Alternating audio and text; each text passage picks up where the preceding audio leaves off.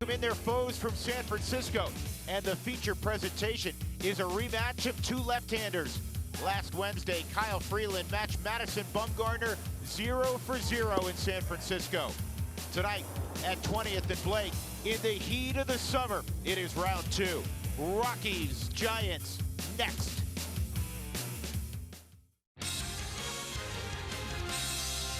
Here come the Rockies. Take a good look. You will see it for long.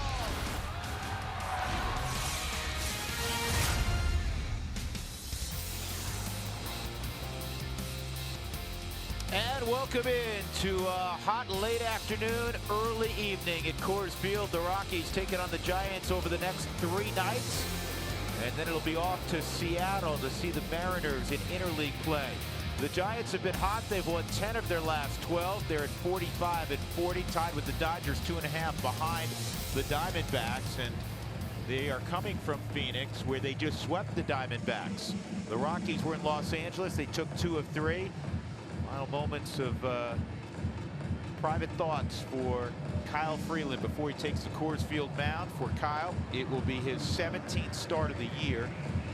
And at Coors Field, he has been outstanding. His home ERA this year, 2.95. He's been good wherever he has been asked to throw the baseball. He comes in with a 7-6 record, but the 3.29 ERA suggests the record should be even much better than that.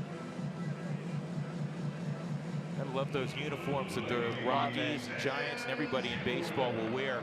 And we've spoken of this the last couple of years. Whenever there is a national celebration, 4th of July, what they do for Father's Day weekend, for Mother's Day weekend, instead of just wearing the uniforms and the special hats once, now we're seeing it all weekend long, or in this case, Monday, Tuesday, and Wednesday for these two clubs. And it's awesome. And you got to love the stars and stripes on the sleeve for Ian Desmond and the players.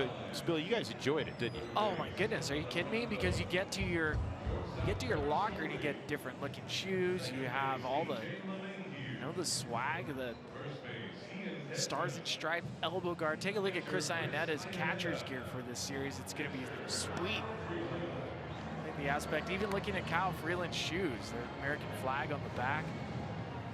The whole thing is just exciting to see the players get opportunities to wear uniforms you don't typically get to wear. Yeah, it's neat. You get to the big leagues, Spill, you get a lot of swag. Get some sweet stuff. Yeah. That is sweet.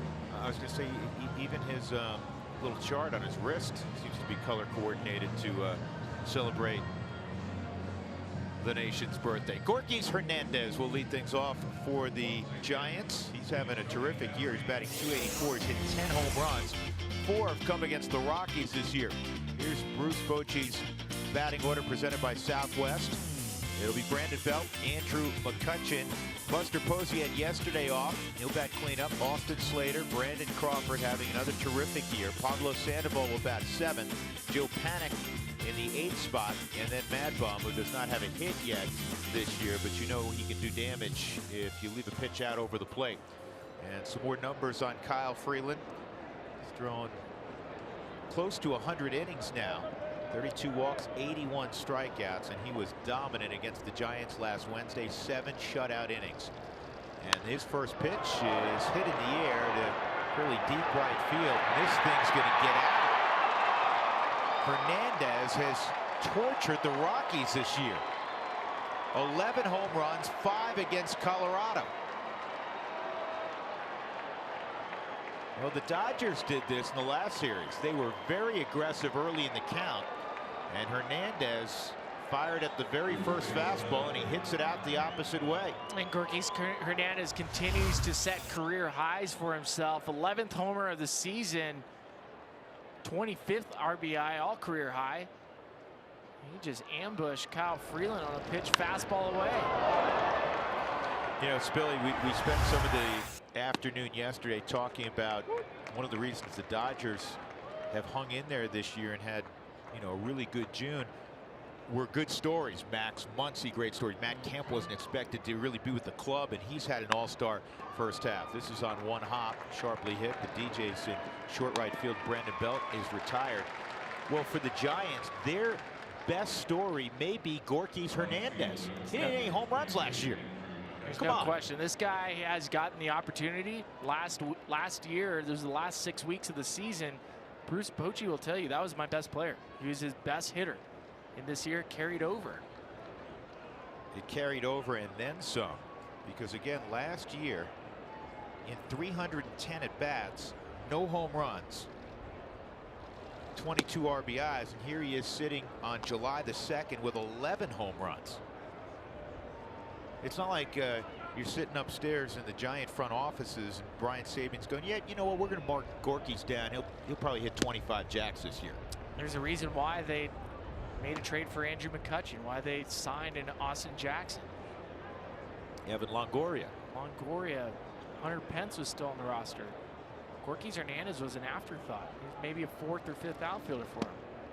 2-0 is in there. Strike one on Andrew McCutchen. One of the many wonderful qualities of Kyle Freeland is his toughness. And you know, inside he's like, all right, big deal. It's a home run. It's a solo shot. That's not beating me. This is down the right field line, foul and out of play. This guy is very resilient, and he's got a really sharp arsenal. That changeup was an outstanding pitch for him in San Francisco. It truly was, and over the course of the year, that slider percentage, 29%, it dropped down significant last start for him. In fact, he used the changeup a lot more in his last start than he ever has. It was basically 31% of the time, and he got a flyout on that on Andrew McCutchen with the changeup. You know how he's really maturing as a pitcher? After the game, Kyle Freeland was dominant. 7 shutout innings against a very formidable lineup. And he said, you know, I really had to pitch without my slider today. I mean, it was fastball, cutter, changeup, and he threw 7 shutout innings on the road.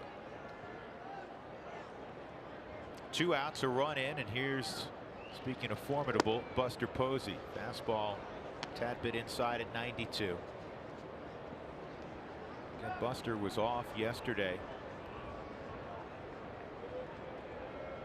Giants completing their sweep of the Diamondbacks. That's a strike according to Alan Porter.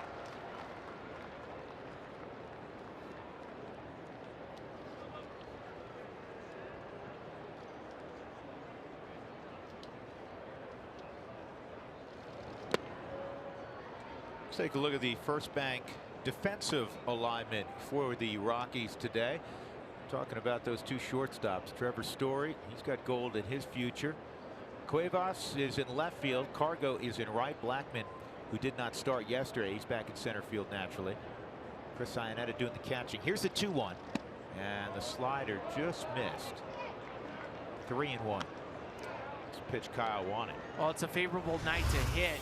Whenever it's hot, temperatures mid-80s, you're going to want that backdoor slider. You cannot have a small strike zone on a night like tonight.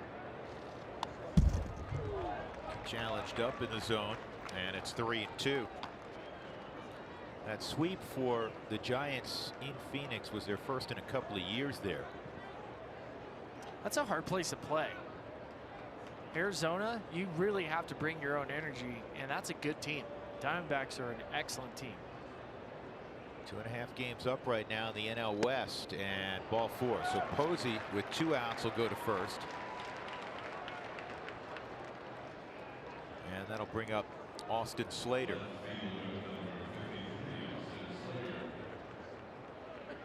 And the Giants are playing Giant baseball the last dozen ball games. They had a very good June. They won 18 games in June, 10-2 with a small ERA.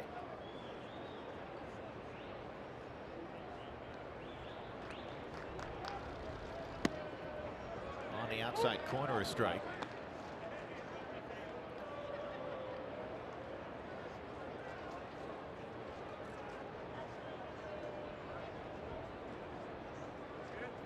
Left field's been a problem area for a couple of years for the Giants. We're in the World Series. They were just, last time they were in the World Series, that was an issue. They haven't really had a left fielder since Pat Burrell. And Pat, you know, the idea was drive in more than you let in, right? That was the case. I mean, you would get the big hit, but they've been searching for a left fielder for a while. This is on the ground to second. DJ pulls it to his chest and throws out Austin Slater. Leadoff home run on the first pitch of the night by Gorkys Hernandez. 1-0 San Francisco.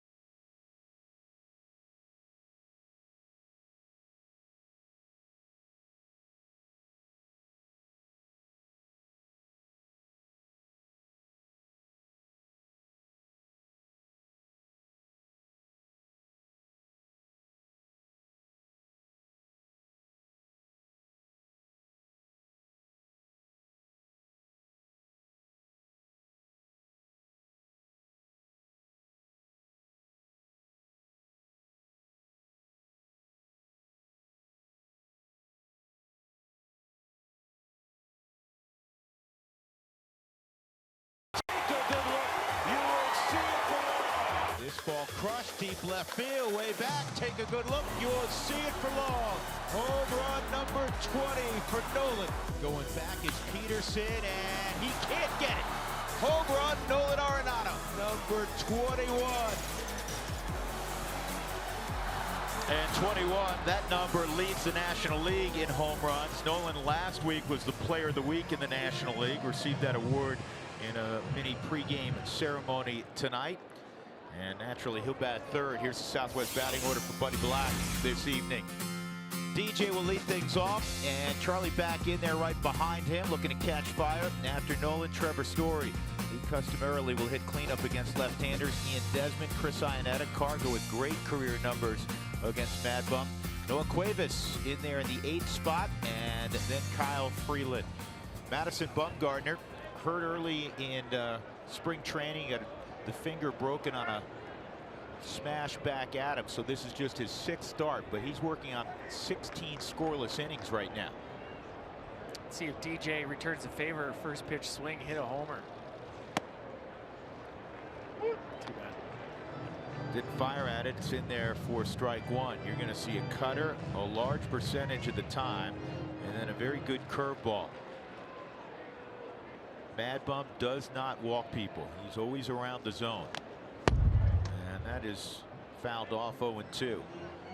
The right-handed hitters, talking to Jeff Salazar and Dwayne Espy today, and some of the other guys, Trevor Story,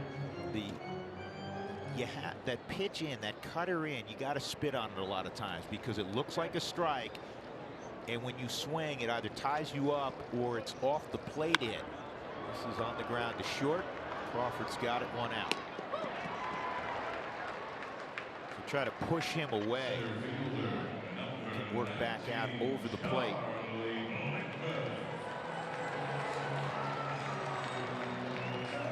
There's the last two. It's the first time in his career, believe it or not. He's had such a great career that he's worked 2 straight games where he's thrown at least 7 innings and not allowed a run. Isn't that incredible?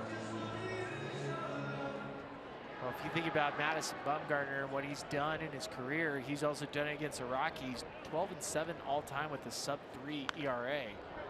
He's been okay at Coors Field, 4 ERA for him, 5-5 in 13 games. This guy flat out competes.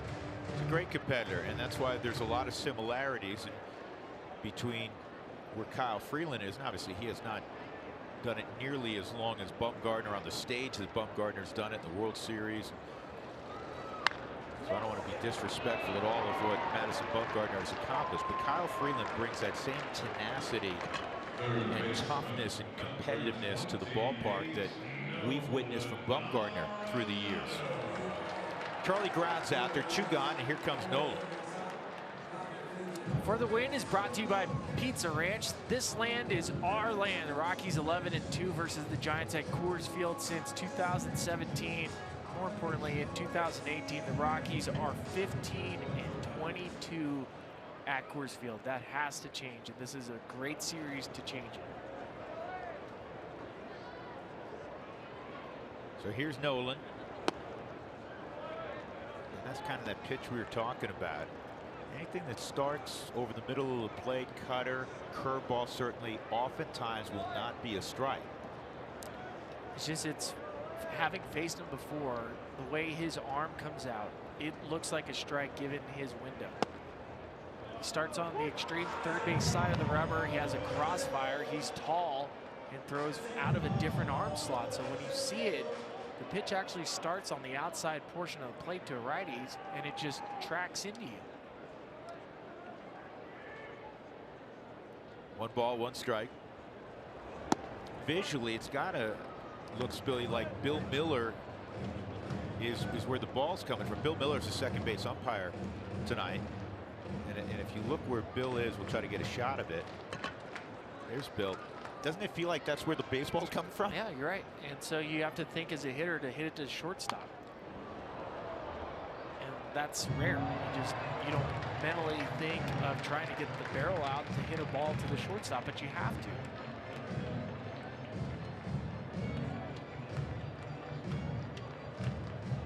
There's nothing that a pitching coach loves more than a pitcher that can create angle.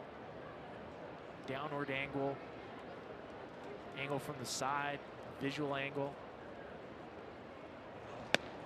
3-2.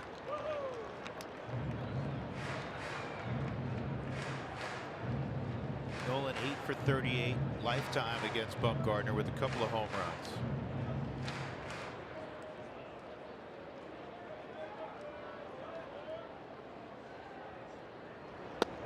And ball 4. So a rare walk from Bumgarner, and that will allow Trevor Story to hit in the first inning. Here's the first bang defensive alignment for San Francisco. And at shortstop, the perennial Gold Glover, Brandon Crawford. Slater's in left, Hernandez in center, McCutcheon in right. Sandoval going to start pretty much every day right now with Evan Longoria on the disabled list for a while. Panic and Belt right side, Posey doing the catching.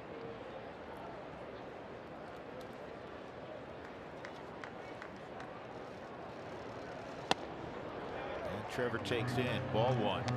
Trevor's faced Mad Bum 15 at bats, 2 hits, 7 strikeouts. Time to turn those numbers around, right? I'm okay with them cheating, trying to hit a ground ball to short.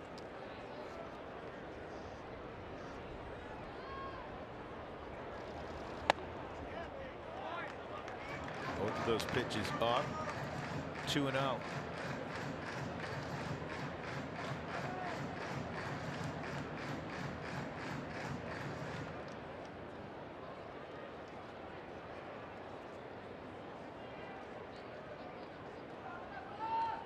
Nolan just a couple of steps naturally off first base, and that's in.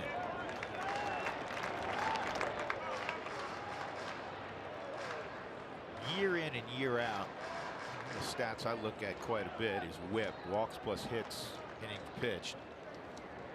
And Madison Bumgarner is always among the league leaders. It's always around 1.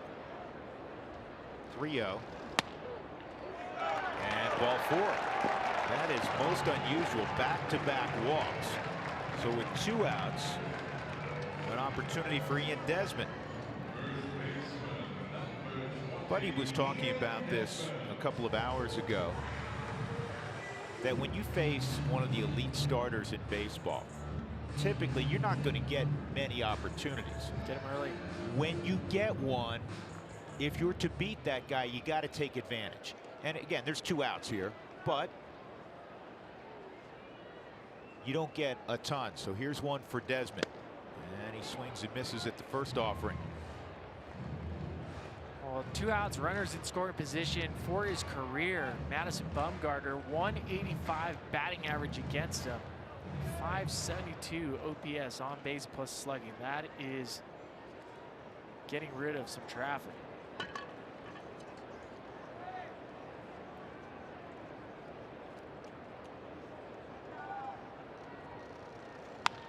And this is toward the middle of the diamond. Crawford, I don't know if he got him. Very close with Story running. Bill Miller called him out. Nobody on the Rockies is moving quickly. Nobody really on the Giants is moving quickly, including the center fielder Hernandez, who had a great look at it. And Buddy Black immediately says, we want you to take a look at it. Oh, I don't think there's any question. No, he's on safe. the bag. Yep. He beat it by a ton. This should take a nanosecond in New York. Or New York minute. That's fast still, right? New York minute's fast. It should be bases loaded for Chris Iannetta. Crowd reacting now as they show it on Rocky's vision. You could tell because none of the outfielders for San Francisco moved. Nobody moved. And even Joe Panic, who caught the baseball, safe. He didn't move. All right, now you have the opportunity if you're the Rockies. 2 walks in the inning and an infield single. To your point, Drew, Rockies have to find a way to get something done. Probably score that a fielder's choice, but regardless, you're right. Bases loaded. And now officially we hear word that it is a fielder's choice. Bases loaded for Chris Iannetta. Chris has been swinging the bat well.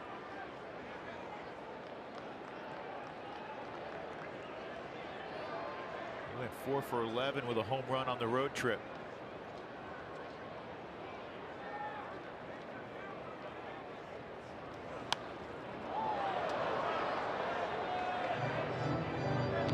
Little things in baseball. Yasiel Puig pulled off a little thing that gave the Dodgers a 2-run cushion in the bottom of the 8th yesterday, a daring play. Trevor Story busting it between first and second, and that's allowing Chris Iannetta to have an opportunity here with the bases loaded.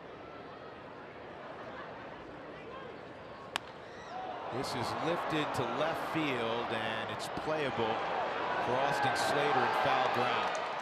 So the Rockies will leave them loaded, and we'll go to the second with the Giants up 1-0 on the Hernandez home run.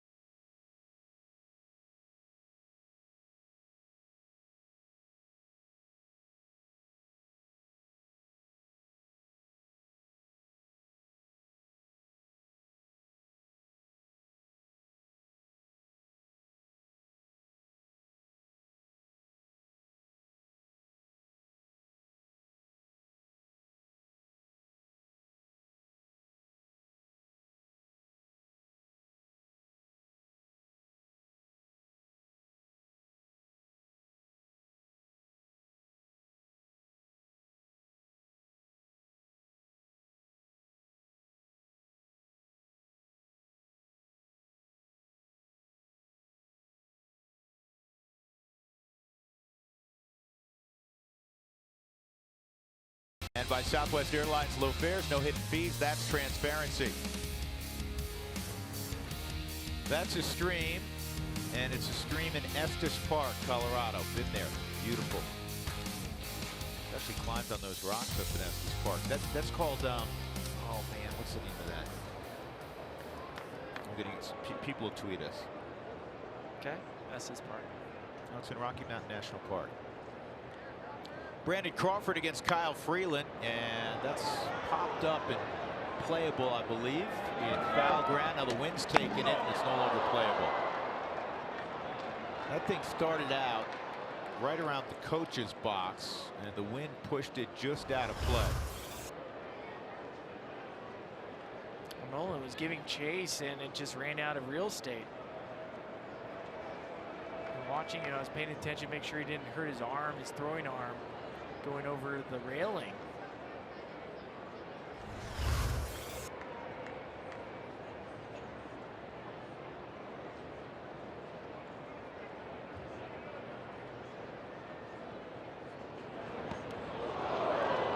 And now Crawford gets hit, so he'll go to first. And that'll bring up Sandoval. Crawford took a very healthy swing on the first pitch. Kyle Freeland wants to get inside, throw a pitch under Brandon Crawford's hands, get him off the plate. Ends up chasing him and gets him in the side. The switch hitting third baseman Pablo Sandoval. He much prefers hitting from his natural side, the left side of the plate. 306 from there. On the right side, 156. A lengthy conversation with Panda today. Started switch hitting when he was 13. And again, he's a natural lefty.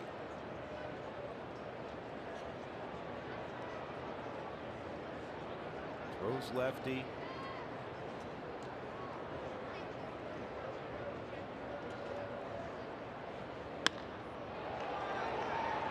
Charlie in center field, one out. It's funny, if you walk around San Francisco Giants clubhouse, you'll see a lot of t-shirts that say, "Let the Panda pitch." We want to see Pablo pitch more. He threw a game for Bochy this season where he had to come in relief. He's throwing 88-mile-an-hour sinkers. Looked great. And again, he's naturally a lefty, but he's hurt his shoulder, so he can't throw. But we've seen him in years past where he'll play catch left-handed, and you're like, whoa. Pat Venditti, right? Here's Joe Panic. Quiet Panic down, because when Joe comes to Colorado, he has done a lot of damage. He has 12 hits in his last 15 at bats at Coors Field. And this might shock you. He's 7 for 15 against Kyle Freeland.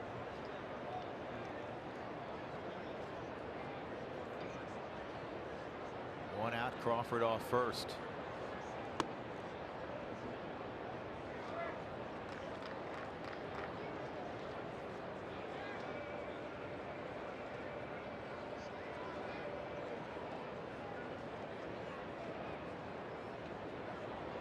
It's kind of funny visually watching this game, seeing the Rockies out in the field with all that red.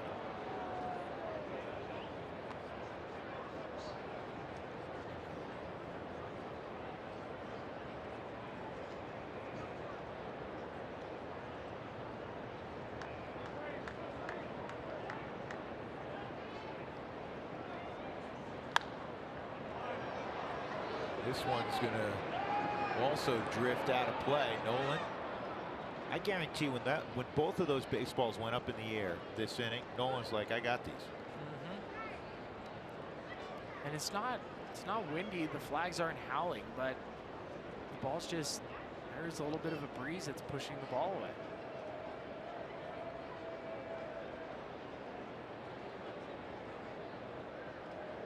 When I said earlier, tonight's a great night to hit. The home run Gorkys Hernandez hit in the first inning was 98 miles an hour off the bat. It's not scorched, but that's... Yeah, especially opposite field. You're not thinking that's getting out of the yard. Nope.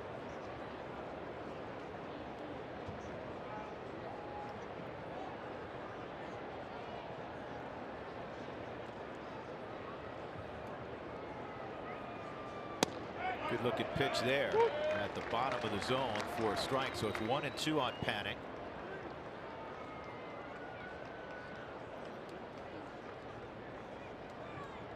Panic missed more than a month after undergoing left thumb surgery in late April to repair a torn ligament.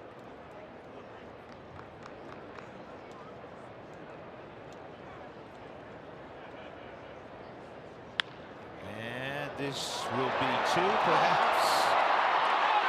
Couldn't turn it over. How about that play by DJ? Talk about the wraparound dribble. How about the wraparound pass? Perfect feed to Trevor Story. Rockies go a little razzle dazzle. This is what helps out DJ get to the baseball as it hits off the mound. Are you kidding me? Behind the back. He has no visual on Trevor. It's all feel, and this is something these guys practice so often. There's nothing prettier than watching these two guys work in the middle.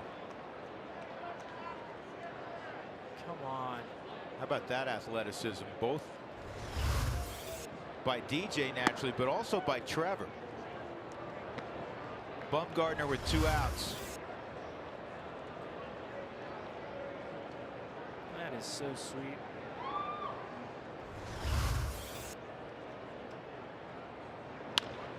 On the ground to Nolan. And he'll take his time and flip to DJ. Nice inning for Kyle Freeland. We'll go to the bottom of the second. Cargo will lead it off 1-0 San Francisco.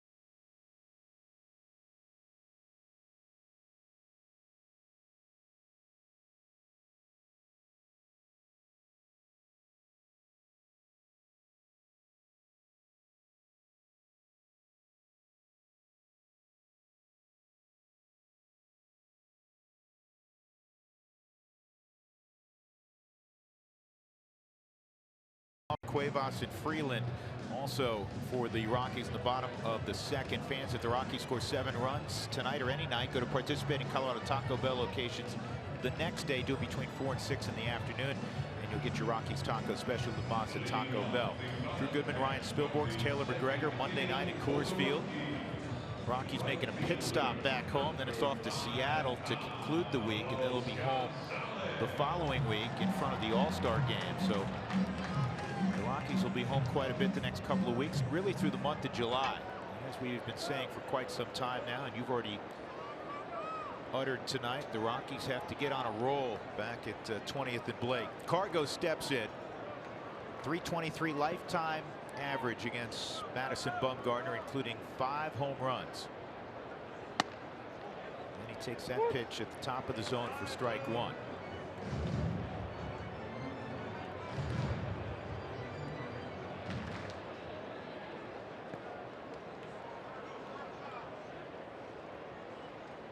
Cargo doubled down the left field line against Mad Bum last Wednesday, and he gets tied up there and knocks 0-2. One of the interesting things about Cargo is that he owns 5 home runs against 3 pitchers.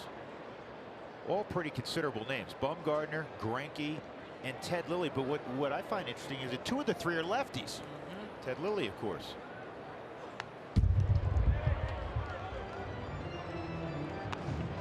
Well, early in Cargo's career, Cargo beat up Madison Bumgardner because he was constantly low in the strike zone. Over the last couple of years, Madison has tried to tie up Cargo above the belt. You will not see Mad Bum throw a pitch low to Cargo. It'll all be high. Well, he went down and away there, and he gets a strikeout. That's the first strikeout tonight for Bumgardner. That'll bring up Cuevas.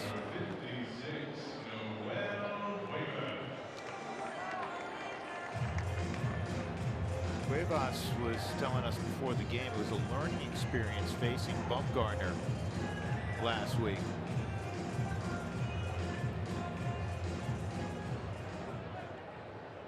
So he really has to get him to throw the ball out over the plate. It has to come in, as we were saying, to righties. And you see the setup from Buster Posey. 0-1.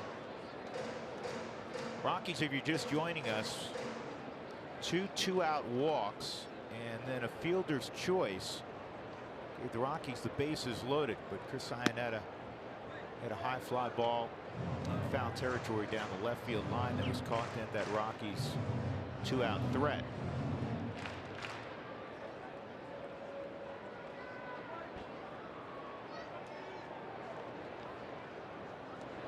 Cuevas rips this to left, and Slater makes the catch. Well, he got a pitch out over the plate like he was hoping to do, and he smoked it, but Slater was there. That's a great play by Austin Slater in left field. This will have some top spin. Give Cuevas some credit for making an adjustment after facing him last week against Madison Bumgardner, trying to get the bat head out in front. Nice play. The Subaru Supermo. 2 outs, nothing cooking. Here's Freeland.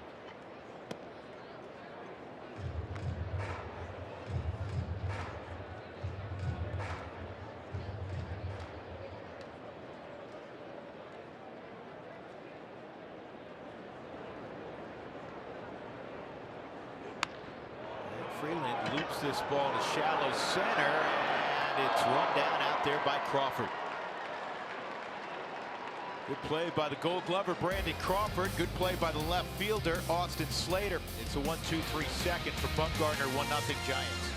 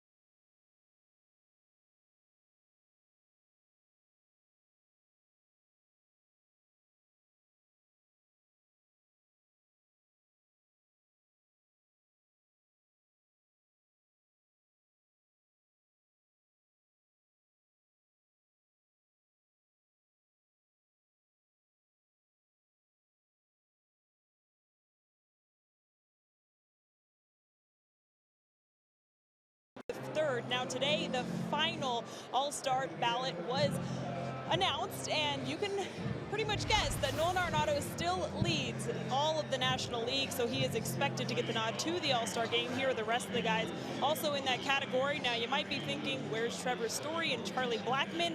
Those guys are still fourth in their respective categories. So go to Rockies.com/vote to vote for them. They need some help in order to get to the game.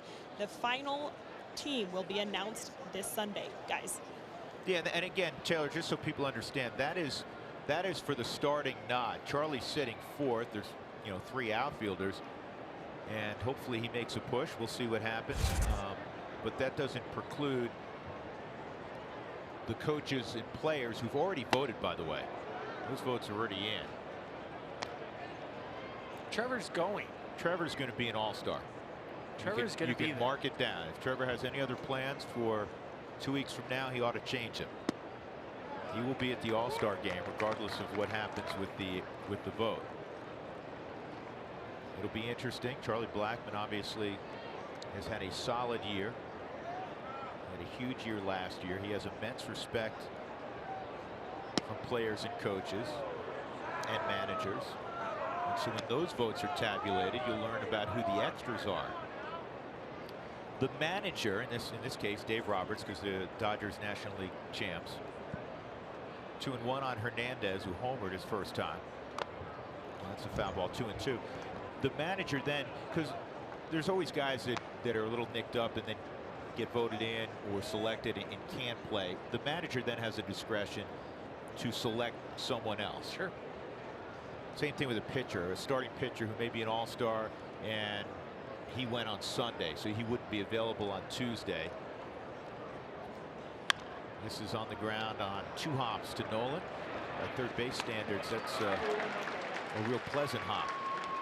You get to pick your hops frequently at third. An easy one for Nolan. 1 out. That'll bring up Brandon Belt.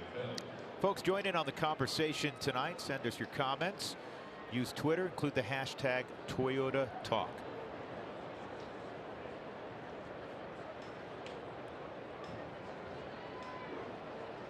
So here's the big Texan, Brandon Belt.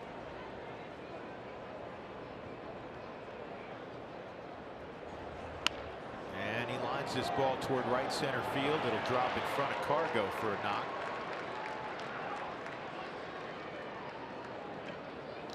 And with 1 out, a long time face of the Pirates will come up. Andrew McCutchen.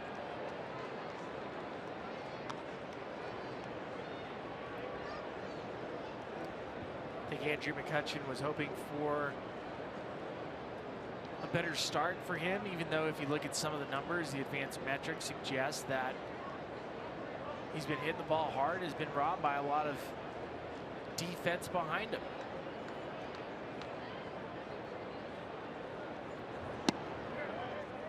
Still a very good hitter. 261, 9 home runs, 37 RBIs, but for the Giants, they were hoping, especially with the free agency coming up for Andrew McCutchen, he reestablishes himself as a perennial MVP candidate.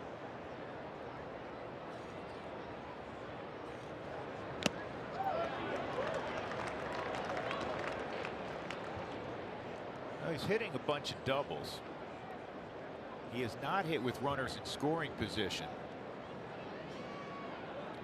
McCutchen just 14 for 70 at 200 average in those situations.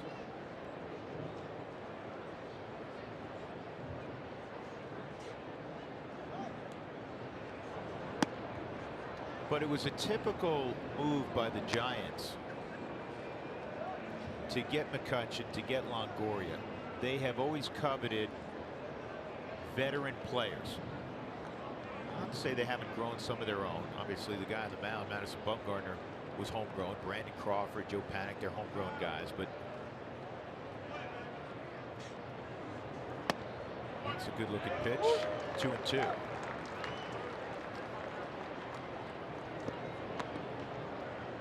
You have some presence in that clubhouse when you walk around. You got Posey, you got McCutchen, you got Longoria. Not only guys who've had great careers, but exceptionally well respected by their peers. There's no question. I mean, when you think about the Giants, you think about their history, storied history. and what this Giants group has done together. How about that catch? Nice play by 2 Nolan. outs.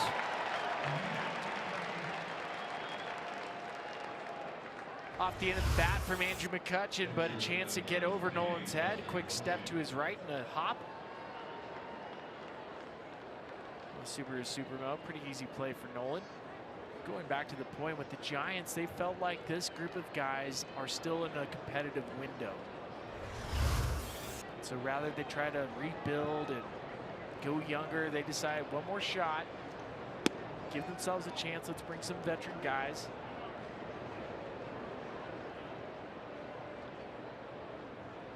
If you're curious where the Giants are at when it comes to trade deadline, they're right at the luxury tax threshold, which is $197 million. Most likely, they're not going to be adding salary.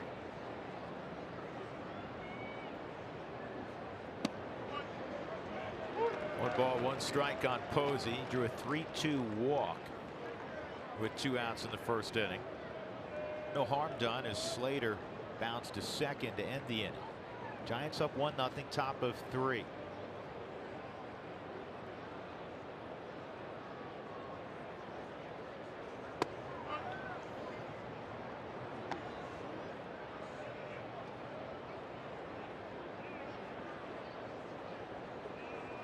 .379 lifetime average for Buster Posey in Colorado. He and Matt Kemp, 2 guys you think of long time guys in the NL West that have hurt Colorado through the years. Kemp with the power straight away. With Posey, he's got gap to gap pop. He certainly hit his share of home runs, but he's such a tough guy to pitch to, Spilly, because he does not expand and he doesn't swing and miss. He's one of the better hitters. His swing is virtually slump proof. There's a strike, 3-2. And it's so hard for us to, when I think of some of the all-time Rockies killers, I think Buster Posey is #1 because we all think offensive stats, but Buster behind the plate is as good of a pitch caller as there is in baseball. And pitch framer.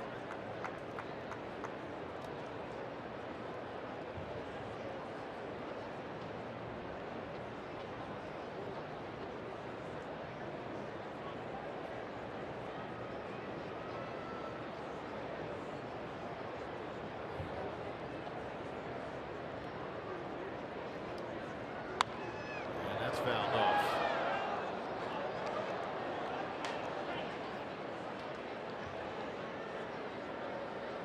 Well, I talk about Buster Posey having a slump-proof swing. The reason why his constant timing, even on pitches that are hard, he can spoil them because his bat plane stays in the zone for so long. Even when he doesn't have good timing, he can still fight a pitch off to right field. And that's fouled off. The importance of having a quality bat path. I'll try to use a telestrator to show you what I mean. You want your barrel to stay on plane as long as possible. Take a look at Buster Posey's swing path. It is in that zone the entire length.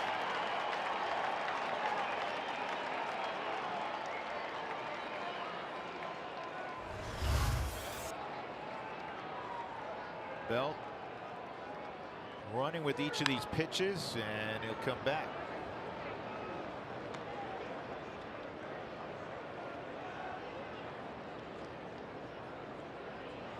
Just handed a note too. I think if Buster Posey and the Rockies trying to punch him out, he's only struck out 10% of his at-bats versus the Rockies in his career. That's ridiculous. He doesn't strike out against virtually anybody. He and Joe Panik, 2 of the toughest guys to strike out in baseball. And this is shot up the middle, and it's toward left center field with the runner moving. You got to hustle. Belt's going to get a green light. He's coming home. The throw to the plate's not going to get him. It turns into a double and an RBI for Posey, and it's 2-0 San Francisco. In that cavernous outfield with Belt going, even though Belt's no speedster, it works out for a run-scoring double. On the super pitch that, again, it gets off the end of the bat for Buster. Just hits it to the right spot. Based on where Charlie Blackman was, that's a long run. He's in right center. Not hit hard enough, and there's no way for the Rockies to turn this relay.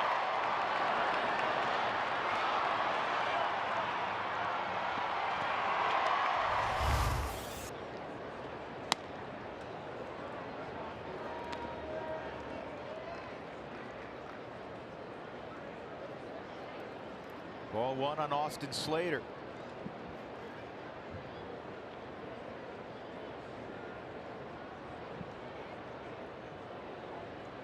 It seemed like on cue, the guy who's been a Rockies killer, Posey, comes through just like in the 8th inning yesterday. Matt Kemp broke up a 4-4 game with a home run to center field off of Adam Ottavino. We go to the bottom of the 3rd, 2-0 San Francisco. Story will lead it off for the Rockies.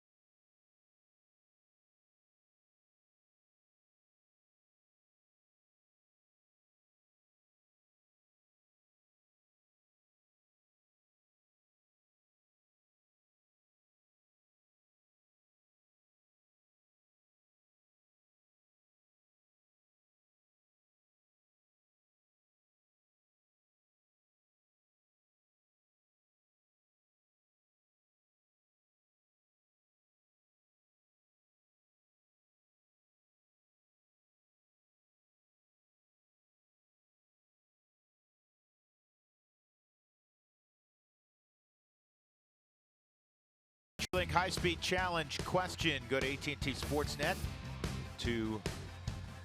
on Twitter, I should say, to cast your vote. We'll show you the results during the post-game show. Who's your favorite to win the World Cup? Brazil, France, Croatia, or Belgium? I know your answer, Spilly. What is it? Well, you are 50% of Belgian That's right. descent, right? The Red Devils. I said Story was leading off next inning, but hopefully Story hits this inning. It's DJ in the top of the lineup in the 3rd. DJ, Charlie, Nolan. Rockies now down 2-0. They're looking for their first hit against Bumgarner, who's working on 18 straight scoreless innings. Yeah, that's got to stop. Red Devils, you watch any of that soccer game today? The soccer match? I didn't see any. How'd they do? They won, obviously. They won, but it was dramatic. First time that a team has come from behind, down 2-0 at that time since 1970 World Cup. There's your first hit. DJ rips a line drive to left. They were down 2-0 in the second half. Second half with like 23 minutes to go. Belgique Magique. Careful from the Belgians. The Subaru Supermo, cutter down and in. Actually, it's a slider. DJ pulls his hands in tight. This pitch is more middle than Bumgarner probably wanted it. He wanted it more inside. But I like that DJ, there are times when DJ decides to try to pull a baseball. And Madison Bumgarner is one of those very rare lefties you want to pull the baseball against. Strike one on Charlie. Blackman hit a ground ball to first. Charlie appeared late in the ball game yesterday as a pinch hitter and flied in the 9th inning to right field. Outfield and infield straight up for Blackman. Good swing.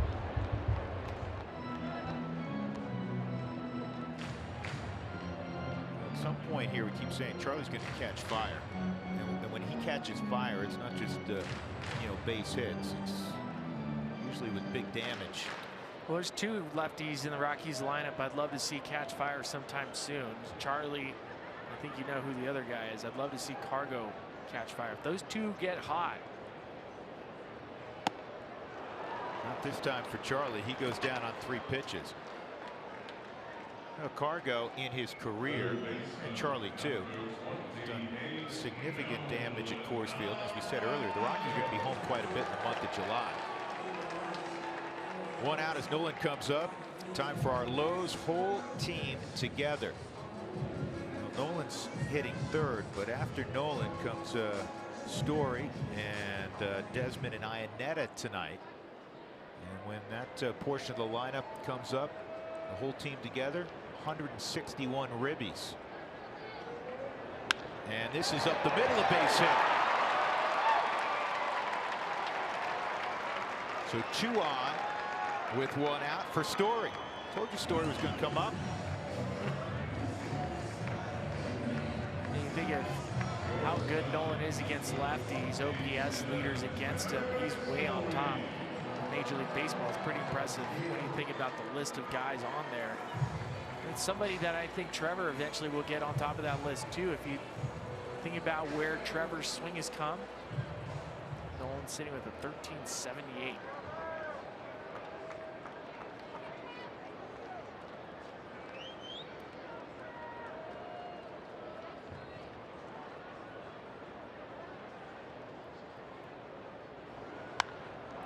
Trevor got a pitch to hit and popped it up. 2 outs.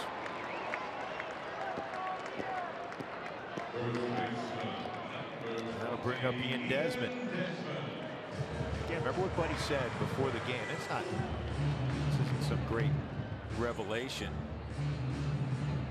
But Buddy pointed out, as you know, when you are facing an elite guy, you don't get a ton of opportunities. You have to find a way to come through when those opportunities arrive. Bases loaded, nobody, or excuse me, 2 outs in the first. You know, not a great opportunity because there's still 2 outs. Here, first and second, 1 out, middle of your order. Desmond's had so many clutch hits this year, despite the .217 batting average. See if he can come through once again. Mayhew at second, Arenado at first. Rockies down 2-0. Bottom of 3.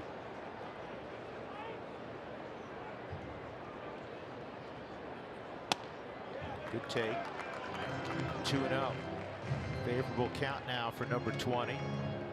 Rockies in June so productive offensively. They're now 4th in Major League Baseball, hitting with runners in scoring position at .267. Tonight, thus far, 0 for 3.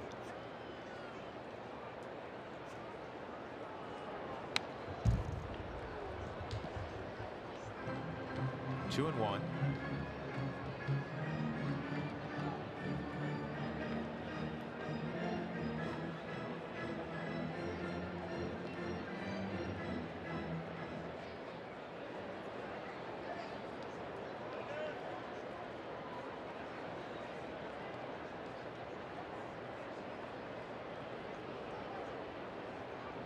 Two on.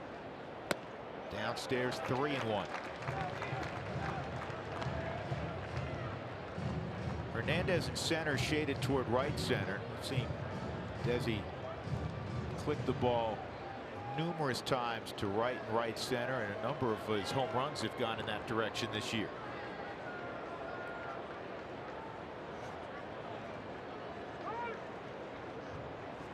Thought process here, Spilly, against Bumgarner specifically. 3-1 count.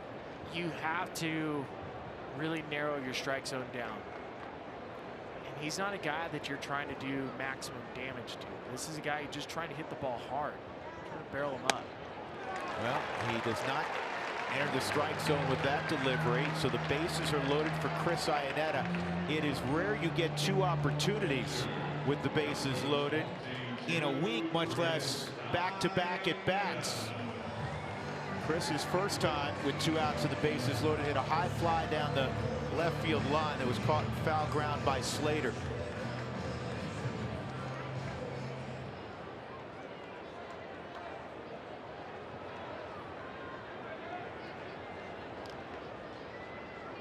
was the last time Bumgarner walked 3 in a game, much less 3 in the first 3 innings. Iannetta drives it to left, got to get down. Caught by Slater. Wow. Second sliding catch he's made in this game. You could not hit it any harder than Iannetta just hit it. It would have tied up the game. Bumgarner knows he's fortunate. This was ripped.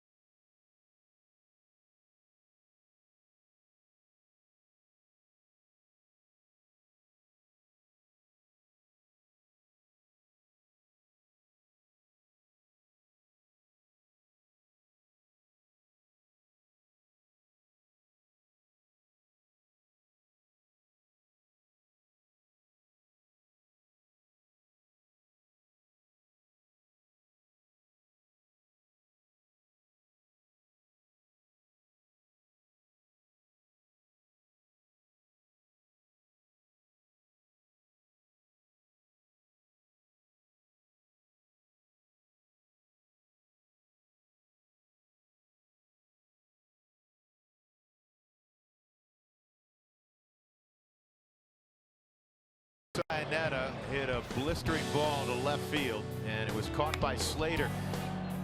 Well, this was last July when Kyle Freeland came within 2 outs of throwing a no-hitter against the Chicago White Sox. Girlfriend Ashley looking on. And Melky Cabrera with kind of a soft liner just out of the reach of Nolan Arenado. He broke it up. What a performance. Brandon Crawford steps in and he takes strike 1 on the outside corner. And you go back to that swing by Iannetta. Makes you want to just tie Austin Slater's shoelaces together. Austin Slater's a young player, and a lot of times this is poked to short. A lot of times players, when they come here as outfielders, they'll play really deep. They're back against the wall because they hear and they've been told the ball flies in Coors Field. We know it can.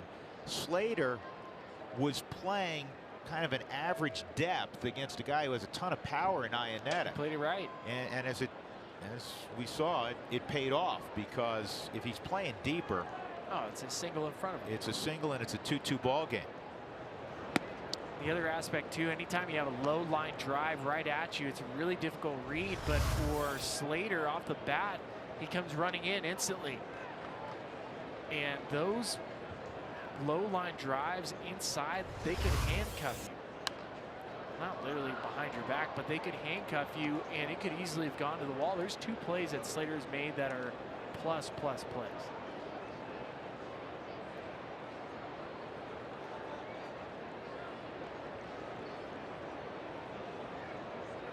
1-1 on Sandoval, and this one's fouled off, so it's 1-2 on Pablo.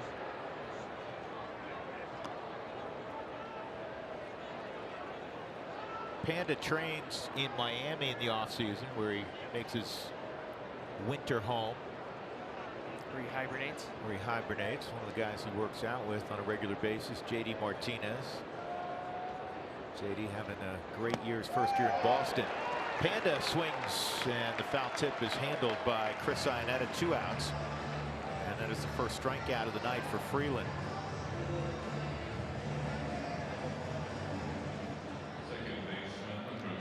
That'll bring up Panic. Panic hit that ground ball up the middle that DJ produced a force out on to Trevor Story and had that gorgeous flip behind the back. The fancy flip behind the back. We've seen some defense today, haven't we? Been great on both sides of the baseball. Both teams off the mound. 6'4", high pockets Kelly. He's able to backhand it behind the back. Harlem Globetrotter style. High pockets Kelly. Dougie's off this week, and he'd be really proud of you for working in high pockets Kelly. Love that. 6'4", second baseman, doesn't happen. Jacob's filling in, and you're not going to get that from Jacob because Jacob was nowhere near born when high pockets Kelly was playing. Of course, Dougie was. Dougie was in high school, I think, when high pockets Kelly was playing. 2-1. That's a strike on Panic. 2-2.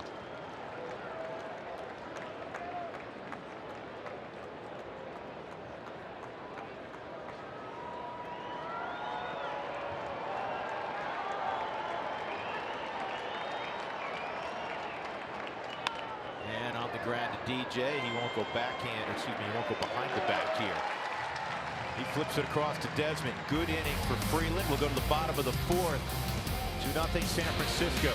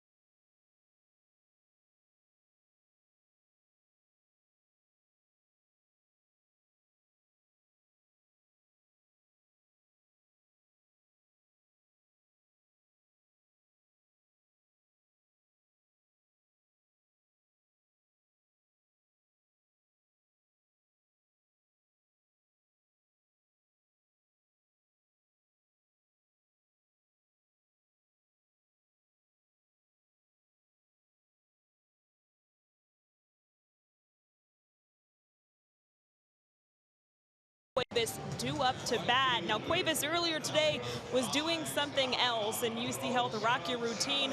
Cuevas reading us the fan mail that he got. Now if there's one thing I want you to know, it's that yes, big leaguers have an impact on the fans, but fans also having an impact on big leaguers like Noel Cuevas. To be able to receive this kind of stuff, it just makes me want to do it more. If I'm able to change a kid's day and just make him smile for a day, it makes me happy. Now another thing he said to me is you just got to make sure that you're showing kindness 100% of the time. And that's something I love about Noel Cuevas is he really takes his duty as a big leaguer seriously, both on and off the field. Drew. Yeah, Taylor, this is a great kid. Spilly and I and Jeff and I have talked a lot about Noel. He's been up for a couple months. Cargo ahead 2-0. Noel has handled himself beautifully in the clubhouse, on the field. Buddy trusts him. He's playing against pretty much every left-hander. And you can do, when you're around somebody and you talk to him enough, just as Taylor has, you see what's inside him, just like we've talked about Cargo the last decade. He's a good person. Well, there's no question, too. And if you think about Noah Cuevas in the offseason, what's gone on in Puerto Rico and what his family has done to support people on his island, and it doesn't surprise me when you find out about his parents, his mom, his dad, family members, that this is the way that Noel is. That's fouled off, 2-2. I got two numbers for you, Drew. The ball that Chris Iannetta hit. Okay, let me guess. 107. 109 miles an hour. How often is that not a hit at that launch angle? At that line, well, it was 11 degrees, so you want a line drive. It's a hit 86% of the time. Except tonight. So you move on. 2-2. Cargo against Bumgarner.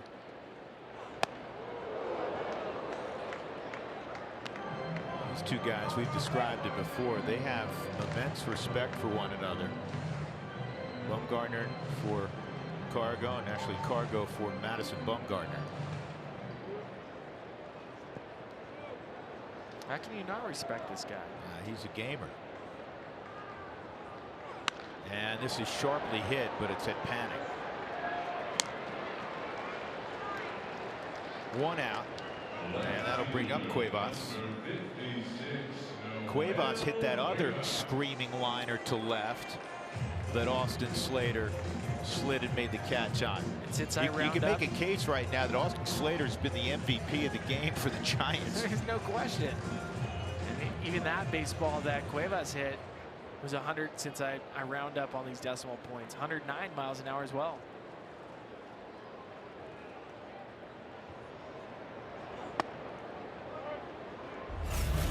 Here's that play in the second inning for Cuevas. He wanted to cheat, get the bat head out, and he does it.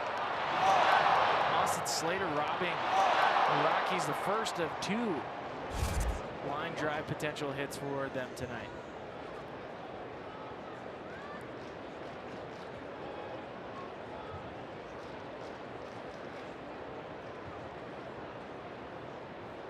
There's another Cuevas fan. Here's the 1-0. And that's okay. That's the pitch he wants to stay off of, Spilly. That's fine. You tip your cap. You say, Madison, that's a great pitch. Do it again. That's a broken bat roller to third. Or it's a foul ball if you get the bat head out. This is fisted to the middle of the diamond, kind of hoping it hit the bag. Good pick by Belt as Panic throws out Cuevas. Don't miss your chance to see Def Leppard and Journey perform at Coors Field on Saturday, July 21st. Tickets are still available at rockies.com/concerts. Good chance you'll see Mark Stout. Mark Stout will be there because Def Leppard's there. Now, who would have grouped those two together? I mean, would those two have been grouped together Not 20 years ago? No. No way, right?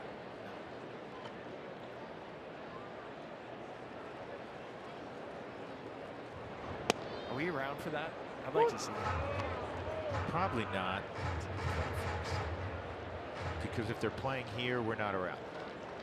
I live my life day by day, so I don't know what the 21st is. Nope. What city are we in? Arizona. It's a state. That's Phoenix. Okay, thank you. Sorry. Buster Posey took that one off the mask. Well, the Eagles and Buffett played here. See a little bit of where the stage was.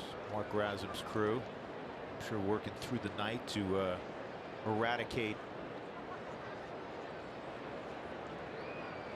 any memory of their presence other than the music.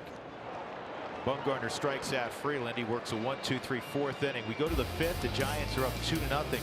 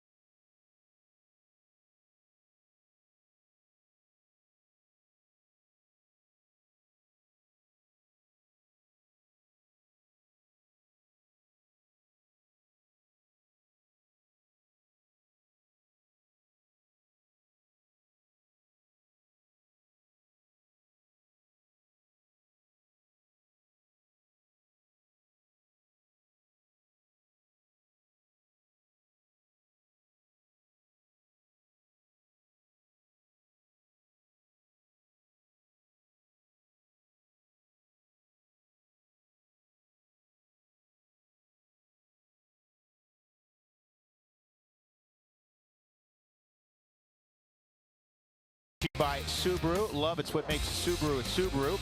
By UC Health, live extraordinary. And by Wells Fargo. Wells Fargo customers get your 2-for-1 Rockies club level tickets by visiting wellsfargo.com/Rockies. Okay, earlier we showed this beautiful shot of Rocky Mountain National Park. Did you get the name? I did, because Wendy Hewson, who always takes care of us, Jeff's beautiful wife, texted in that that's the alluvial fan. I knew it wasn't going to roll off my tongue, but I've hiked up there with the boys and my wife, Christy, many times, especially when they were younger. It's really cool. Is the alluvial fan the same part of Fall River? Is it all Fall River? I think so. Okay. Yeah. It's I up, had, it's up I had Falls some, River Road. We had a Twitter follower say it was Fall River, and then Wendy was more specific with the actual location. Okay. Because she knew the actual name, the alluvial fan. And it's really cool. I mean, you want to go on a hike this time of year with the kiddos, do that. They'll have a blast. There's strike one on Madison Bumgarner. So check this out for the Rockies. Game of inches, right? We say in baseball. Here's the 0-1. Bumgarner got the barrel on it, but it's a high pop to shallow right center. DJ waving his arms. 1 out. The Rockies tonight, Spilly, have hit 4 balls over 100 miles an hour exit velocity, and they're all 4 been outs. Cargo's ground ball last inning was hit at more than 100 miles an hour. Cuevas, Iannetta, and DJ as well tonight.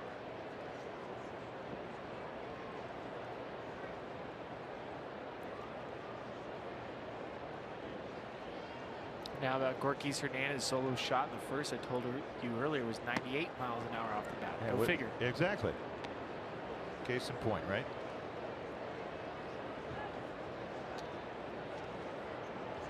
Hernandez in his second at bat hit a ground ball to third. Here's the 1-0. And Chris is going to go out for some reason. That pitch just missed. So is Nolan.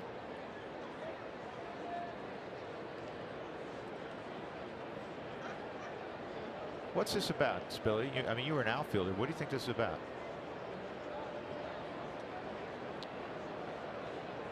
I'm not sure. That's a strange one. Nobody on base. You're not changing the signs. 2-0 count. You got 1 out. It's not like, again, you can get crossed up. There's not multiple signs being flashed. Went back to that same spot. Gets awarded a strike there. It's 2-1. I do know that tonight, watching Freeland, that changeup is becoming a better and better weapon for him. It's inside 3-1. Don't forget, for the majority of Kyle Freeland's time in the major leagues, he was so much cutter backside to righties with the slider. And he induces a pop-up on that slider.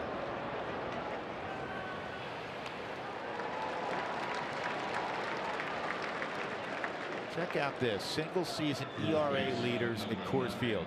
Entering the ball game tonight, Kyle with a 295. De La Rosa has the all-time mark. 2013, he had a 276 here. De La, the next year, a 308. All-time winningest pitcher at Coors Field, of course, Jorge De La Rosa. Ubaldo in 2010, that gorgeous season he had a 319.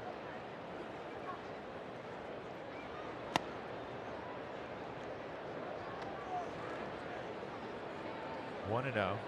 Your old buddy Denny Stark. Remember that year Denny had? Yeah, great year. Love Denny Stark. Still lives in Colorado. 2-0. Yeah, we saw him not too long ago. All the smart ex-Rockies, Billy. See, I'm going to throw a compliment your way and Sully's way. Live in Colorado. Vinny. Denny Stark. 2-0. Brandon Belt, it's all wound up. Swings and misses. 2-1. Did you know this about Brandon Belt? When he was at the University of Texas, he also pitched for a while. Had a couple saves, in fact, one year. And this is popped up. Nolan near the fence this time is able to make a play. Strong inning from Kyle Freeland. He's retired 7 in a row. Get him some runs. Top of the order coming.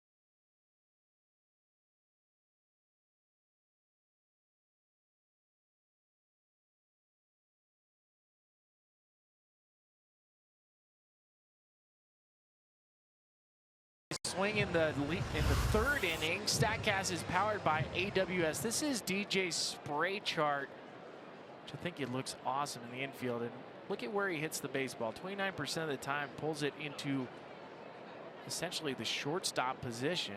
You get to see a line drive straight through it. Now you understand why certain teams are looking at these numbers and how they set up their defensive alignments. Plus, visually, it looks really sweet. Does look cool. 3rd time through against Bumgarner. 4 shutout innings tonight. Last 2 outings were shutout baseball. 20 straight shutout innings from Madison Bumgarner. How much did the Giants miss Madison, not only this year, but last year? And of course, last year the Giants had a miserable season. When he's been on the DL, the Giants are 17 games below 500. And this is a guy that doesn't pitch every day, obviously.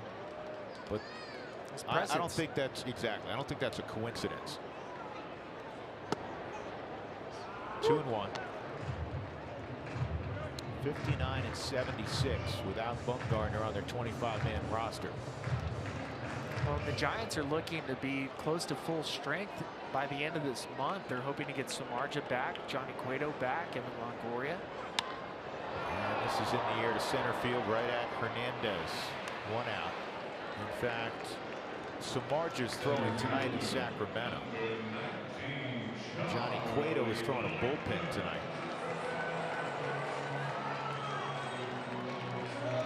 1 out. And Charlie comes up. Ground ball to first and a strikeout.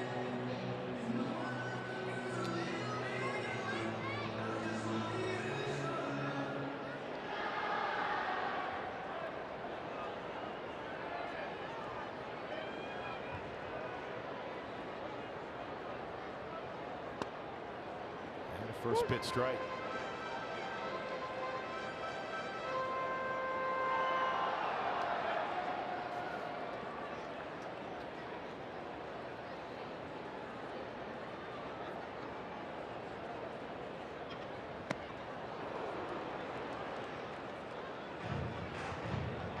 Two strikes on Charlie. You're always tinkering. Charlie's been working on some things in the cage the last couple of weeks.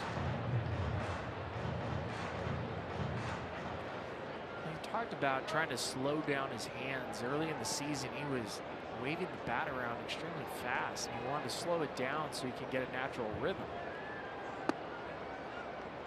Charlie 2 for 21 on the road trip. And there's little things that hitters don't realize they're doing when they're going well.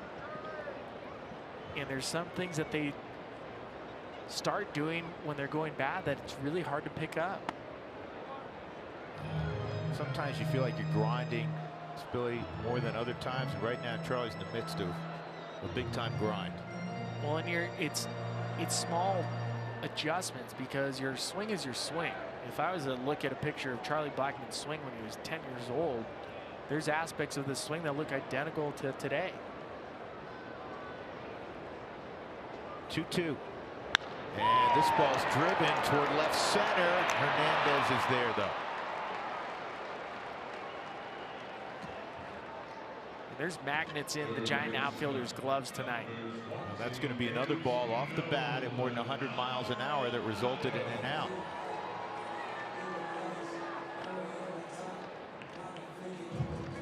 Rockies should try not hitting it so hard today. Off the bat, I think you might have a chance for a ball in the gap. Ortiz Hernandez, excellent center fielder, was known primarily for his glove prior to getting the opportunity to start playing every day, and now it's offensively he's catching up. 104 miles an hour off the bat for Charlie Blackmon. And Nolan pulls this down the line. Fair ball. This will be a 2-out double for Arenado. 2 for 2 and a walk tonight for Nolan.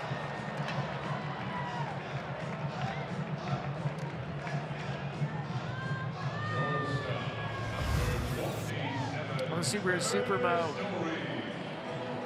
It's hard to tell if that's a cutter or if it's a four-seam pitch. Whatever it is, you can't go inside to Nolan, especially if it's catching a portion of the plate.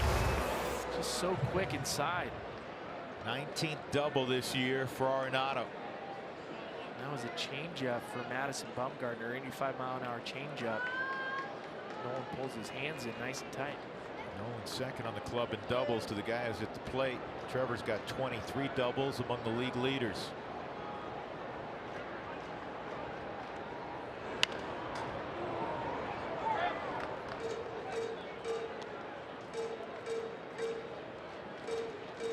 Story, a 4-pitch walk in the first. And he fouled out to Sandoval in the third inning. Rockies left the bases loaded in the first, left the bases loaded in the third. Well, in the third, Chris Iannetta hit an absolute missile that Austin Slater made a sliding catch on in left field.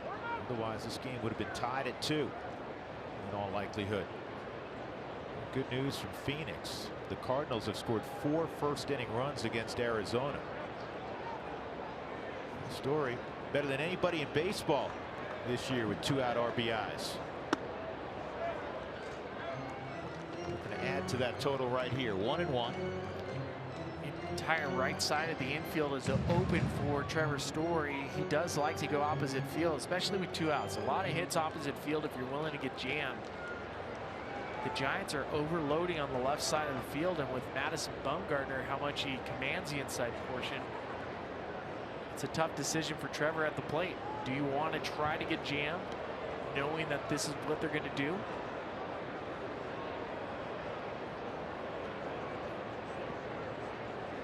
Hard up the middle, and that's why they loaded up on the left side of the field.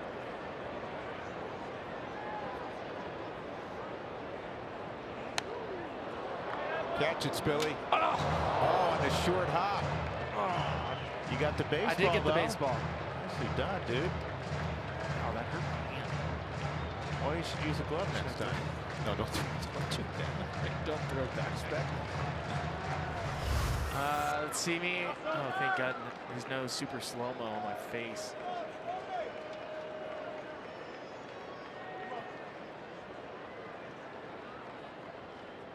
That's fine. Yeah, it's been a while. Swung on and missed. That'll end the inning. The Rockies Rockies have not been able to get the big hit against Bumgarner. They trailed 2-0.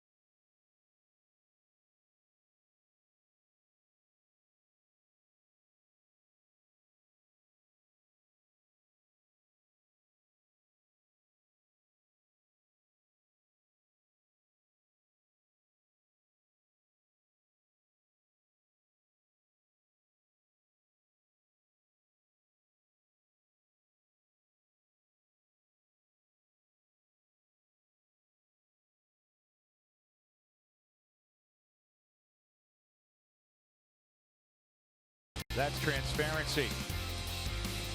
Beautiful night at Coors Field on a Monday as the Rockies are taking on the Giants. The Giants leading 2-0. Drew Goodman, Ryan Spilborghs, Taylor McGregor.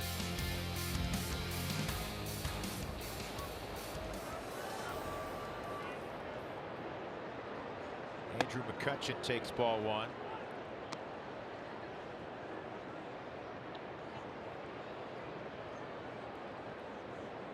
McCutchen, Posey, Slater here against Freeland, who's retired 7 straight. Kyle has pitched an outstanding game so far also, but he gave up a first pitch home run to Gorkys Hernandez. And then Buster Posey with Brandon Belt at first running hit a kind of a ground ball double to left center field, and Belt was able to score all the way from first.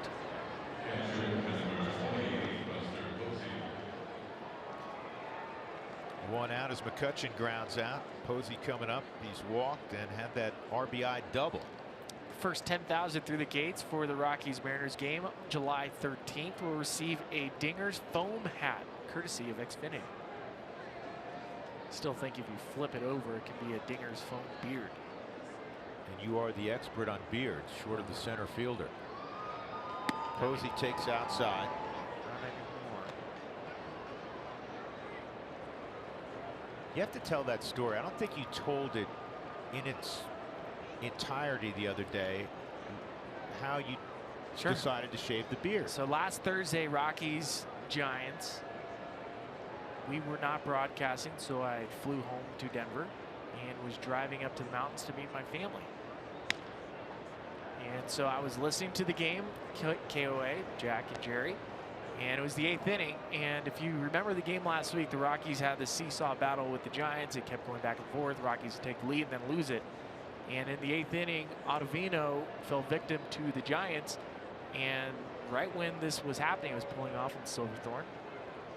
I was about to see my wife and kids who've been begging me to shave this thing off my face. And so the 8th inning happens. I'm yelling at the radio.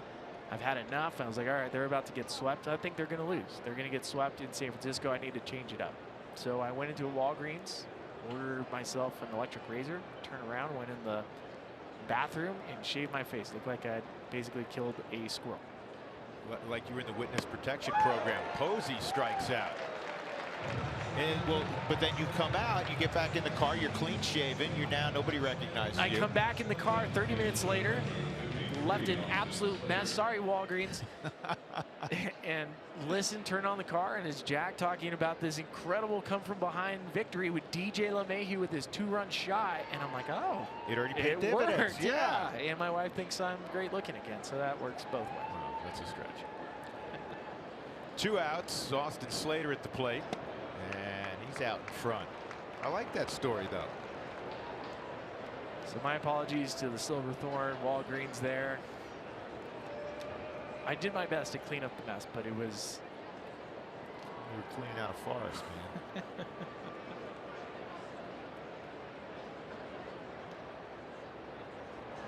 Said earlier, Slater's been the MVP of this game for the Giants on the 2 catches he's made.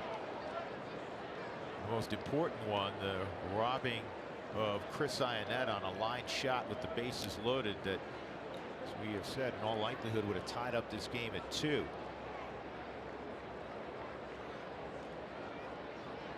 Still a long way to go. Here's the 1-1. And Slater hits it in the air to Cargo and right. And that's now 10 in a row set down by Freeland.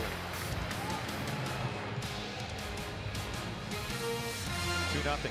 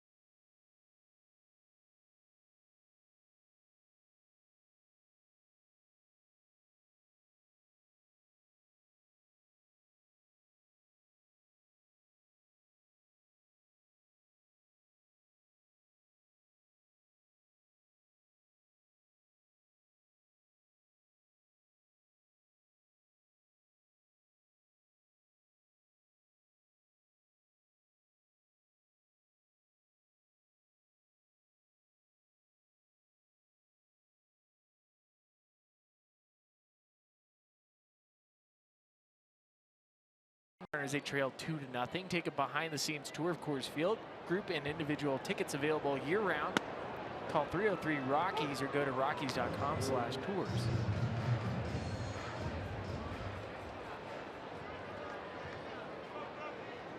Ian Desmond at the plate.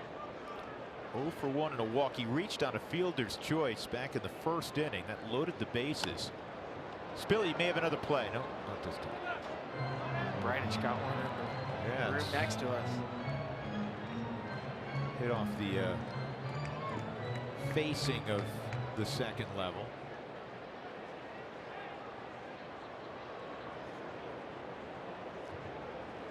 Two strikes on Desi.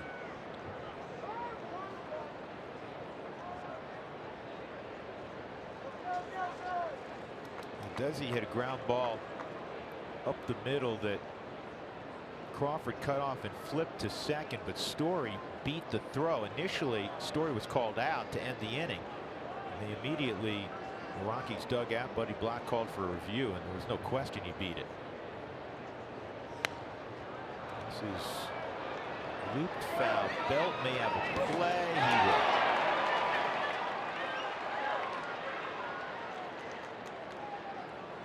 And with 1 out, that brings up Ionetta.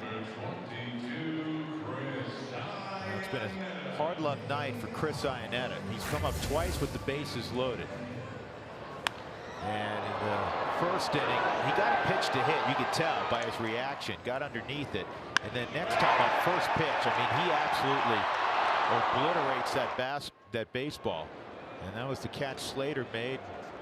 No one knows how impactful that was. No swing.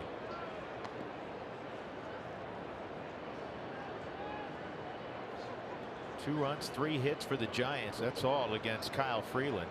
No runs, 3 hits for the Rockies against Bumgarner. As the Rockies bat with 1 out in the bottom of the 6th.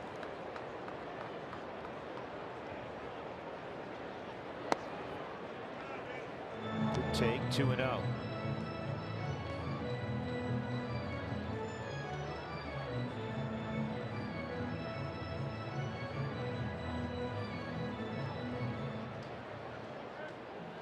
Four-time All-Star Madison Bumgarner.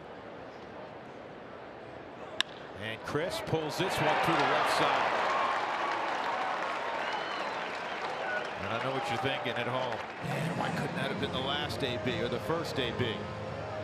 As Buddy will say, that is baseball.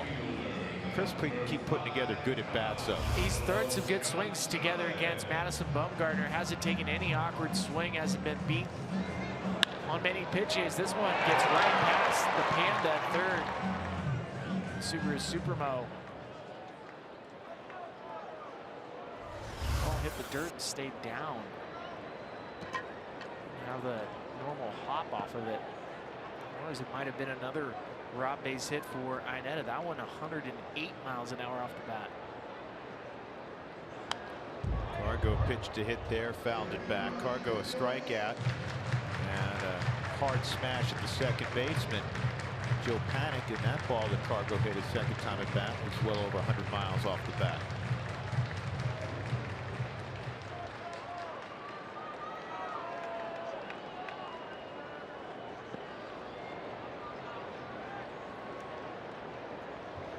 Time for his 6th career home run against Matt Bum. What do you think? Oh, I love that. High fastball though. Ooh. He was on it. 0-2. Solid numbers against lefties in Cargo's career. 260, 58 home runs. But against one of the game's best left-handers, 323. More home runs allowed by Bumgarner against Cargo than any other player he has faced.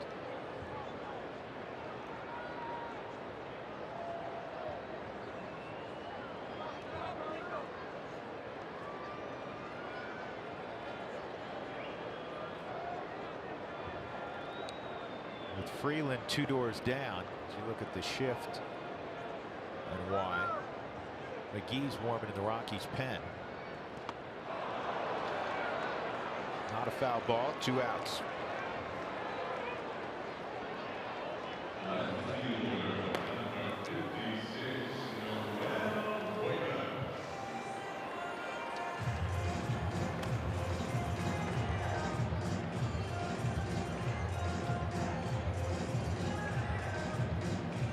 Valleca, while he's preparing to get batting gloves on and a helmet, is listening to his manager Buddy Black. Noel Cuevas, line drive to left and a jam shot ground ball to Panic at second, and this is to third. Low throw, and it was handled by Belt for the out. So the Rockies gone in the 6th inning. We move to the 7th. It remains 2-0.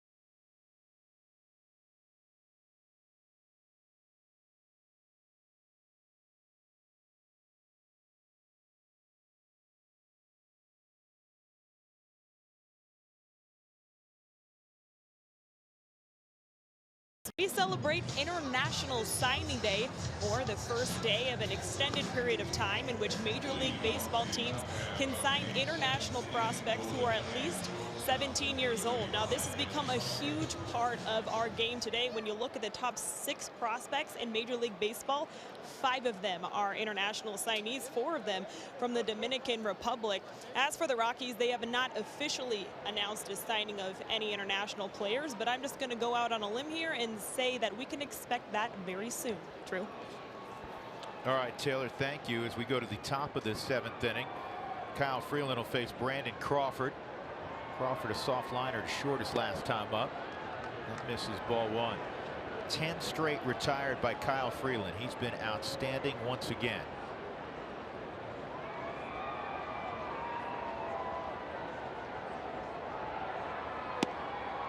Inside 2-0. It's pretty crazy when you start thinking of some of the international players that have been signed and what kind of deal you can have if you pick the right guys. Ronald Acuna was not signed for millions of dollars. Did you see that tweet a moment ago? That's a strike.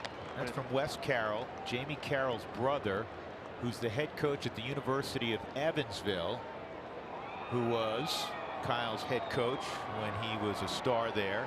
And Kyle remains very close with Wes and his family.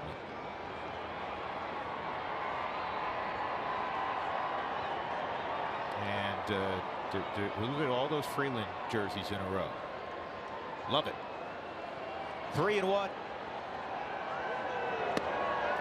Swung on a miss, 3-2. Talking to Bruce Bochy today about Freeland, and he has mad respect for Kyle. He says he changes speeds well, loves the way he competes.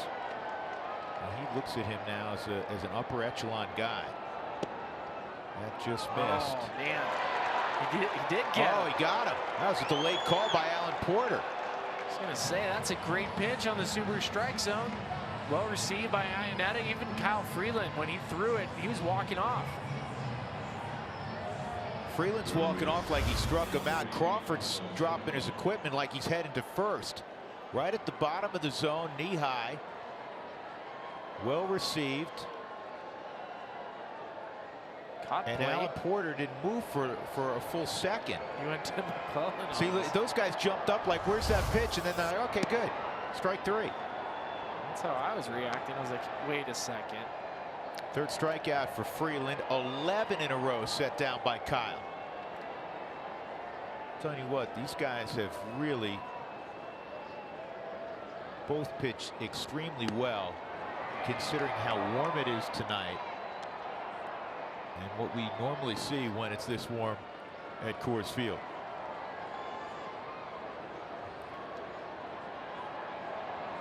Buddy looking at that scorecard because he knows this will be all for Freeland. He's set to lead off next inning. Sandoval swings and misses, 2-1. That changeup has officially become Kyle Freeland's best secondary pitch because it is opening up infinite possibilities for him to command both sides of the plate. Before, it was just outside portion of the plate. Now with the changeup, look at, that's the swing you're going to get from cutters and fastballs. This was an uncomfortable swing, clearly, from Sandoval. It's just amazing what one pitch will do to your entire repertoire and how it changes you as a pitcher. He's already hard enough to square up.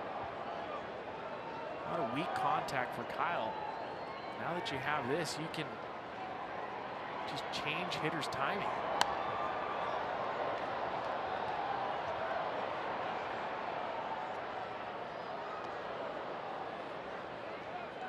Two pitches in for Freeland, 1 out in the 7th.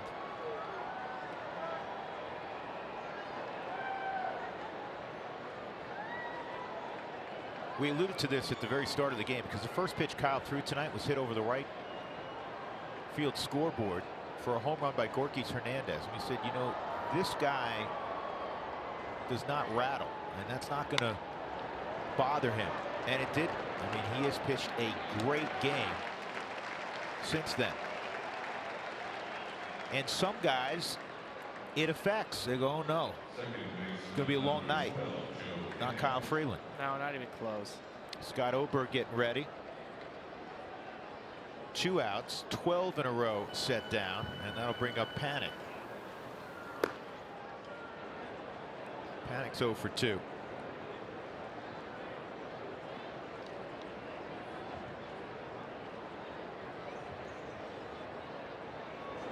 So you go back to the last 2 games, Wednesday when they faced each other in San Francisco, and you combine their work tonight. 26 innings pitched, only 13 hits allowed, and 2 runs. That's entering this inning. 1-1.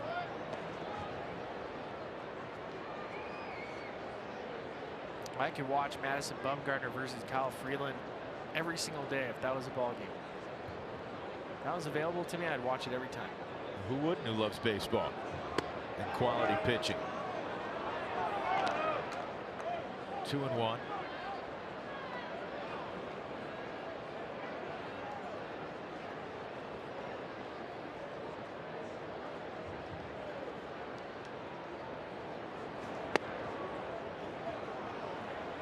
Just off the plate, 3-1.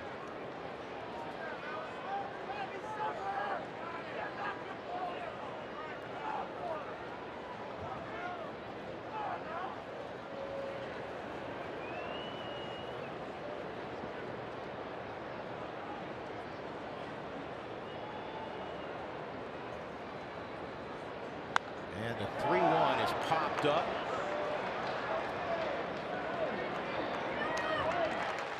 Well, Kyle's night will be over. Rockies look to get him some runs. He did his part. 13 straight retired by Freeland.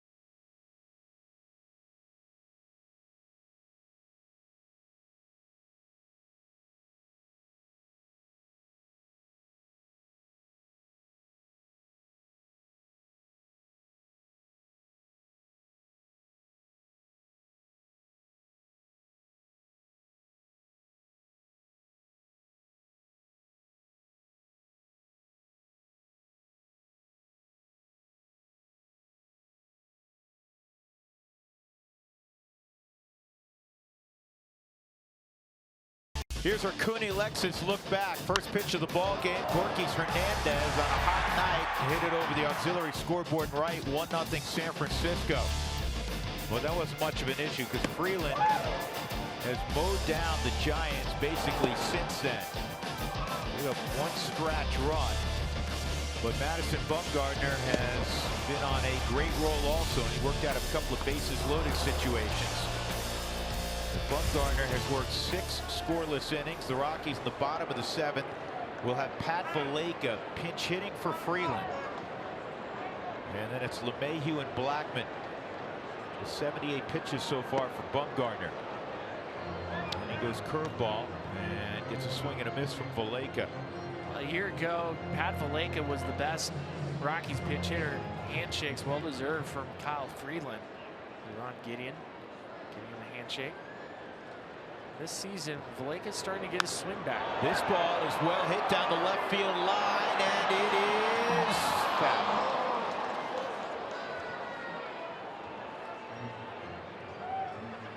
He got his groove back on in Los Angeles with a home run.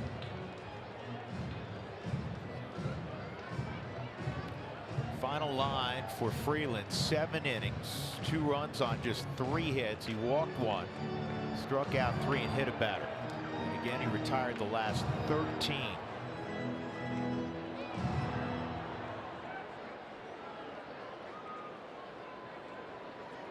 2 strikes on Valleca.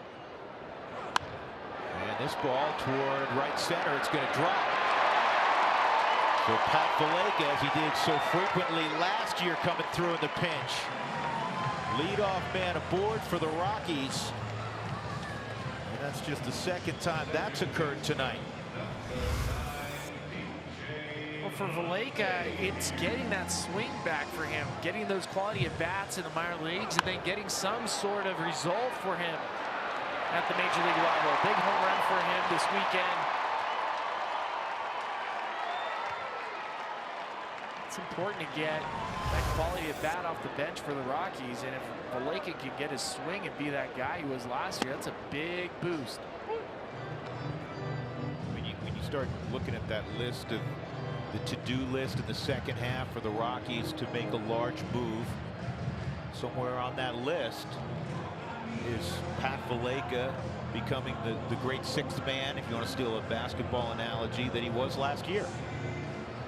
You need a lot of the players currently on the roster that the Rockies have to have similar second halves like they did last year. Starting to see it again with Chris Russin. Nice to get Valleca going. Yeah, even listen, even if you look at DJ, who's having a really good solid year, Charlie, good solid year.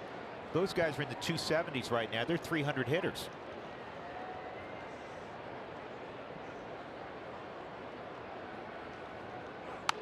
This is Luke to right. This will drop. Valleca will pause at second, and the Rockies have something cooking here in the 7th. 2 aboard with Nolan coming up and nobody out. Excuse me, Charlie coming up and nobody out. The Rockies were fortunate in a couple innings with some of the hard hit balls, but now the Rockies are finding some holes with the soft hit baseball. DJ allowing himself to get jammed. Drops it right in front of Andrew McCutchen. Valleca wisely deciding not to go first to third on that. Charlie smoked the ball to left center field that was tracked down by Hernandez his last time up. 0 for 3.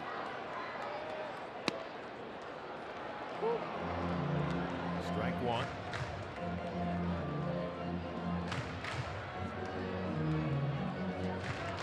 For the Rockies, a couple early opportunities, but this is one now in the latter third of the game you have to take advantage of.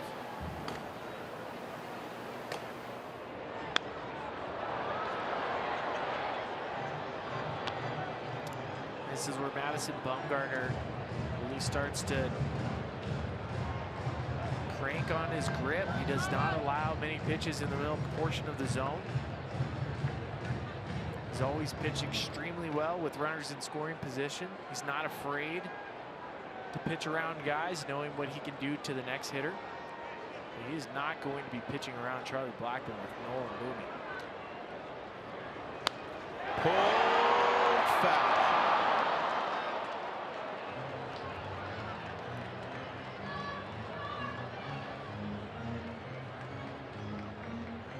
Maranta in the Giants bullpen you saw a moment ago.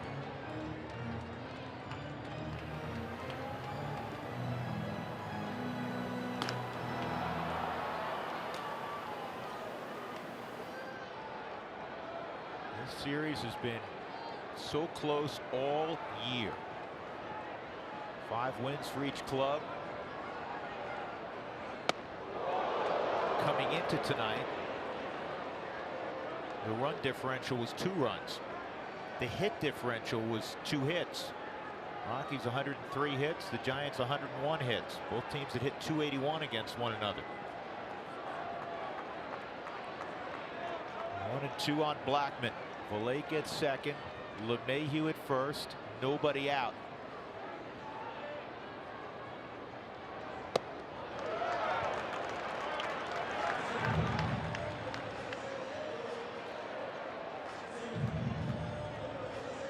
Bruce Bochy's managed a few games at Coors Field. His time in San Diego and all his years now in San Francisco.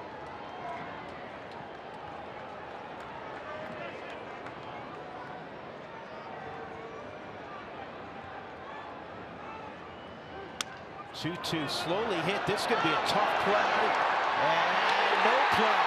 Safe at first. Infield hit for Blackman. And they're loaded up with nobody out. And now here comes Nolan. How about that for the Rockies? Rockies line drive after line drive, out after out. This inning, just soft contact. This is truly baseball, right? This is baseball. It chases Charlie inside with a cutter in. Charlie straight out of the box, running low. And Bochy's not going to allow Bumgarner to face Nolan again. He's going to go to the hard-throwing Moranta. Kyle Freeland now head cheerleader. Nolan tonight against Bumgarner. A walk, a single, and a double. So Madison Bumgarner leaves with nobody out, and the bases loaded in the seventh. The Rockies trail, at least for now, 2-0.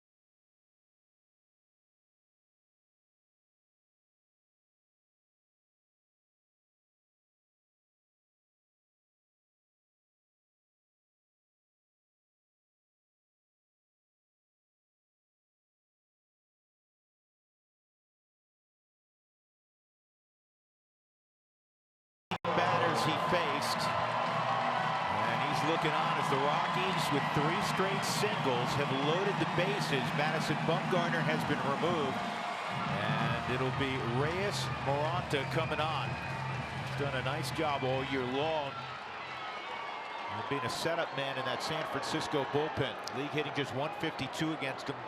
Nolan 1 for 3 lifetime against Moranta. He throws very hard. 97 mile-an-hour fastball, has a changeup and a curveball. The changeup he likes to use because it takes him off of his fastball.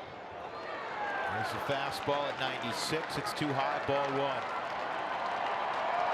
Nolan, 59 RBIs. Trevor Story on deck, 59 RBIs. They're tied for second in that department in the National League. Volake at third, LeMahieu at second, Blackman at first. 2-0. Well, these are tough at bats for any hitter because you have high velocity and you also have a pitcher that's not typically in the strike zone. 45% of the time he throws a strike. So you want to be aggressive in a pitch in the middle portion of the plate, but with his stuff, it lends to aggressive hitting. High velocity, most people will chase because they're trying to catch up to velocity. 2-0. That's in there. 2-1. This is an amazing stat right here. Fewest runners left in scoring position this year. Mookie Betts having an MVP campaign in the American League. Nolan having an MVP campaign in the National League. Just 12 guys. It's July 2nd. That's inside 3-1.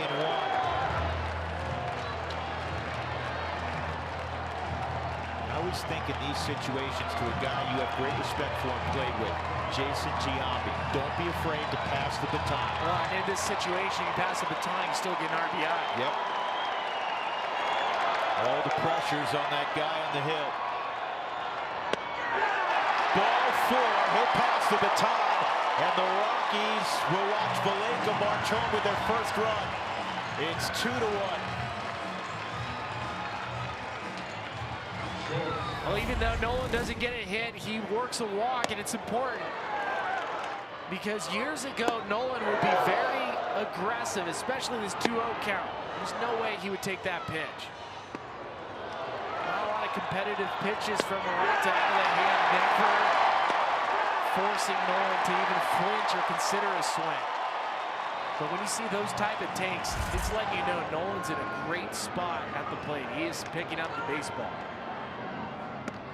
Story takes the breaking ball inside, 1-0. And with each miss from a guy that has a history of walking guys, the pressure mounts. If you're Trevor Story, you're looking middle. You are not worried about velocity. You can not looking to drive this out of the ballpark. Looks like he held up. 2-0. Well, based on that take, it looked like Trevor was gearing up for a fastball. Got 2 spinning. And it's 2-0. And now you got a sellout heater, don't you? You would think. Giants pitching coach coming out. It's Kurt Young making his way to the mound. Ty Block has just started stretching. Well, So no way. Morana's out there for a couple of hitters. He has at least through Ian Desmond. It's a good time for Kurt Young to come out. You feel the crowd getting into it, so a way to call a timeout. Silence them for a second, gives his reliever an opportunity to catch his breath, reset. Block has taken a seat in the Giants pen, and it's Sam Dyson up. Interesting, is Dyson been closing some games lately. Sometimes you're closing a game and it's the 7th inning. 2-0, bases loaded, nobody out, a run in.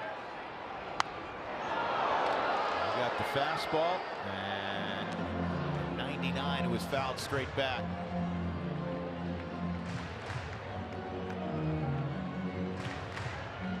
If you could draw it up for the Rockies, this is what you'd want. Nolan, Story, Desmond, 3 guys that have driven in a ton of runs this year. This is going to get a run home, and Nolan's in a rundown, and they're going to get a double play out of it. In retrospect, Nolan didn't want to run into the out. So it ties up the game. But you're thinking, we'll have to watch it again. If Nolan keeps going and they force the throw to second. Yeah, Nolan, there's no way for Nolan to beat that throw. Nope. It's a heads-up play from Joe Panik. That's exactly how you want to play it. And it's just it was a great break for the Giants as to where it was hit. Yeah, because if they have to go to second, they're only going to get one the way Trevor runs. So at third base is Charlie. He's the go-ahead run. Desmond takes strike 1.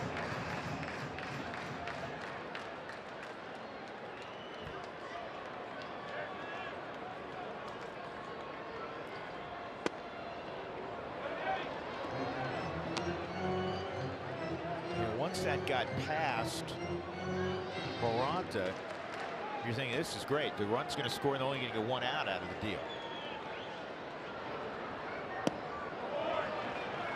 2-1 on Desmond. Trevor's mind, he's going to go back to the 2-0 pitch. 97, not easy to square up, but one that he can handle. He's handled before, and that was the pitch.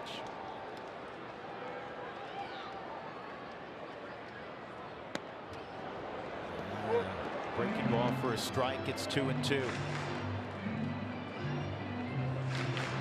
Rockies have tied it up. Looking for a 2-out knock to go ahead.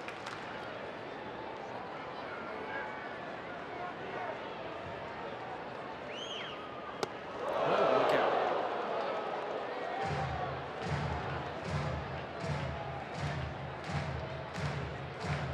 Here with Moranta, he may come back and spin one again after that pitch almost. Told you the helmet. It's difficult to hit like this whenever you face high velocity, wild pitcher.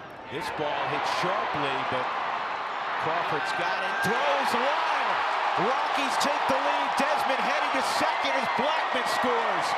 The Gold Glover made an errant throw. How do you like that on a night the Giants have played superior defense until the 7th inning? I'm in shock. You don't see Brandon Crawford make plays like this, where he throws it away. He actually took the right play by taking a step backwards, getting that in-between hop. Just doesn't reset his feet, and the ball gets away from him. The last guy you'd expect. No question. The first guy that Giant dugout wanted to hit to. 3-2 Colorado. Here's Iannetta.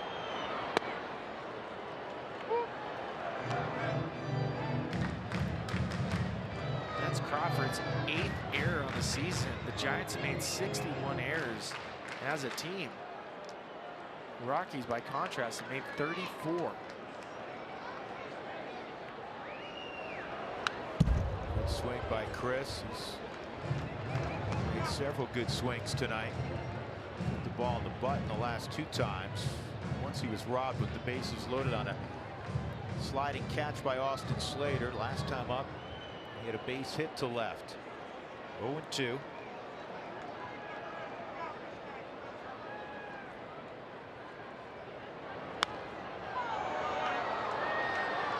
What a funny game this is, huh?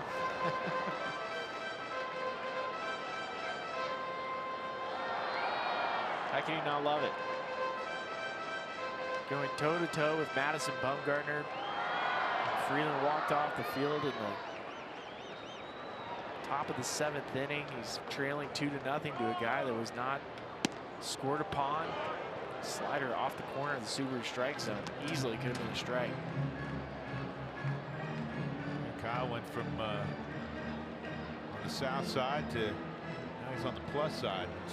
You know what? He didn't care about that. He cares that his team now has a 1-run lead late against the Giants. Iannetta trying to make it a 2-run lead. Is that catcher's interference now? No, foul tip. Foul tip. Well, that'll break the streak of scoreless innings for Madison Bumgarner, which technically he wasn't the one that gave up the runs. He wasn't pitching when it happened. Moranta walking in. DJ. They'd gone 22 innings without allowing a run.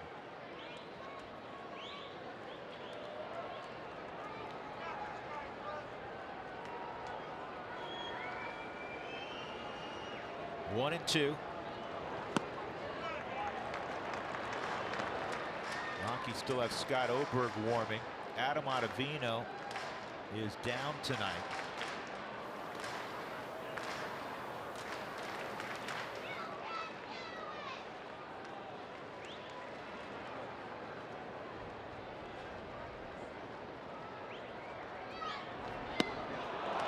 And Moranta fools Chris Iannetta to end the inning, but the Rockies come up with 3 runs to take a 3-2 lead as we go to the 8th.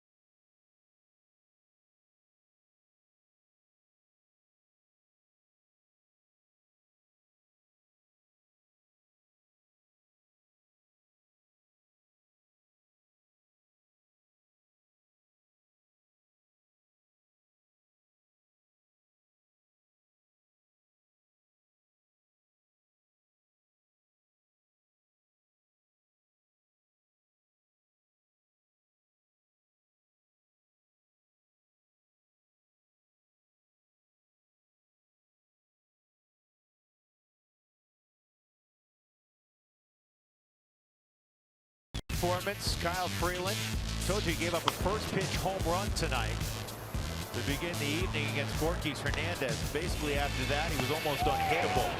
Retired the last 13 he faced. Final numbers on his evening: 7 innings, 2 runs, 3 hits, 3 strikeouts. A lot of mishit balls against Kyle tonight. And he has a chance for a victory as the Rockies rallied for 3 in the bottom of the 7th. It is 3-2 going to the 8th. And Scott Oberg, who pitched an inning and 2/3 yesterday, is back in there tonight. Go back to 2015. Nobody has made more appearances out of the Rockies bullpen than Scott Oberg, the former UConn star. And since he's come off the disabled list, he has thrown the ball exceptionally well. He'll face Alan Hansen, pinch hitting here for Maranta, and then it's the top of the order: Gorkys Hernandez and Brandon Belt. Hansen fouls this pitch off. 0-1. Well, it's been 3 innings pitched since coming off the disabled list with the back strain. An inning and a third June 27th against the Giants in San Francisco, and then against the Dodgers he threw an inning and 2/3. It's only been 1 hit in those 3 innings of work.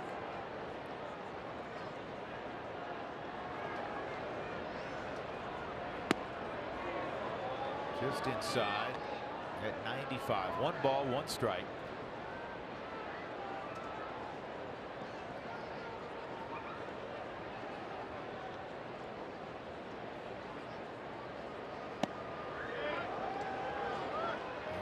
Not called a strike.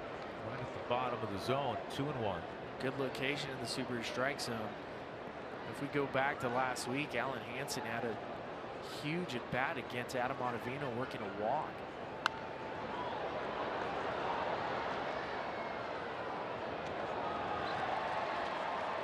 His walk led to Gorkys Hernandez's walk.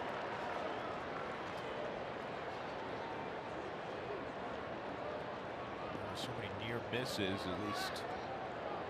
Oh, the pitches, next day, so many borderline pitches in that at bat against Hernandez. 2-2, and this is fouled off.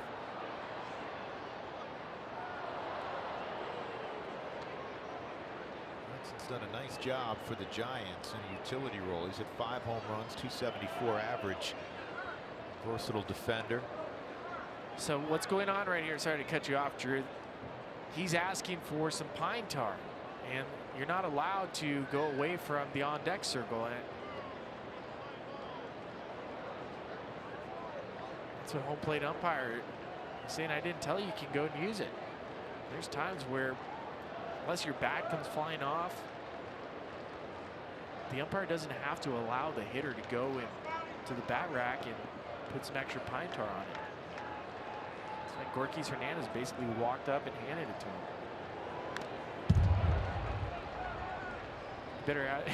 Better look at the big strike zone for this at bat then. It's like not listening to your parents. It just expanded, is that what you're saying? Yeah. 2-2.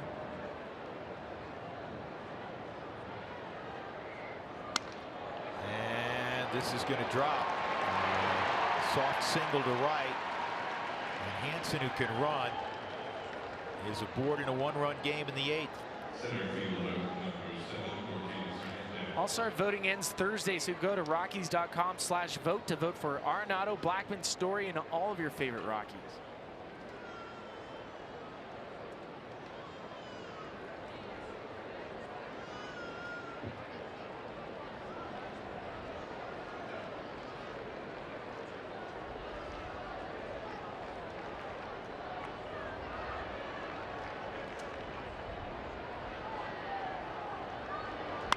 Hernandez double play ball. There's 1, there's 2. Gotta love it. 6-4-3, 2 gone in the 8th.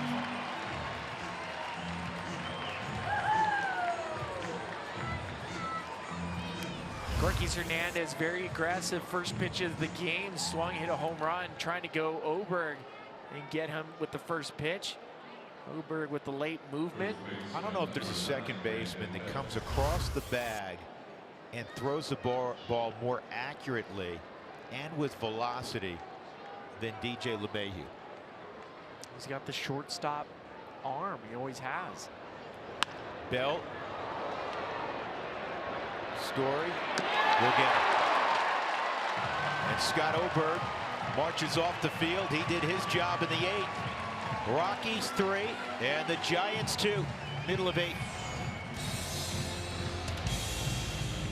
Absolute pleasure watching this middle infield play every single night.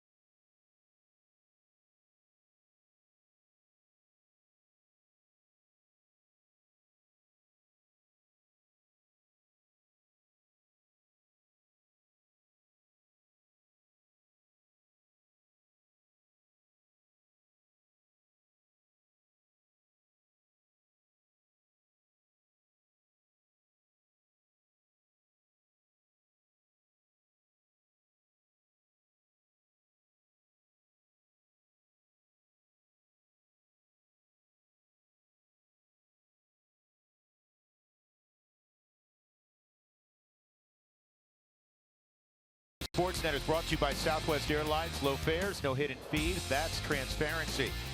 And by T-Mobile, show your military appreciation and use hashtag HatsOffForHeroes.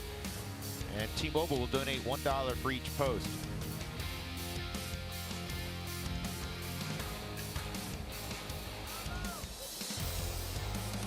Well, Scott Oberg, we were talking about this yesterday. Mark Wiley taps him on the back. Chris Iannetta visits with him. Again, going back to some of the things that you want to see checked off the list in the second half. Cargo with a base hit to the left side against Ty Block at Regis High School. So the Rockies have the leadoff man aboard.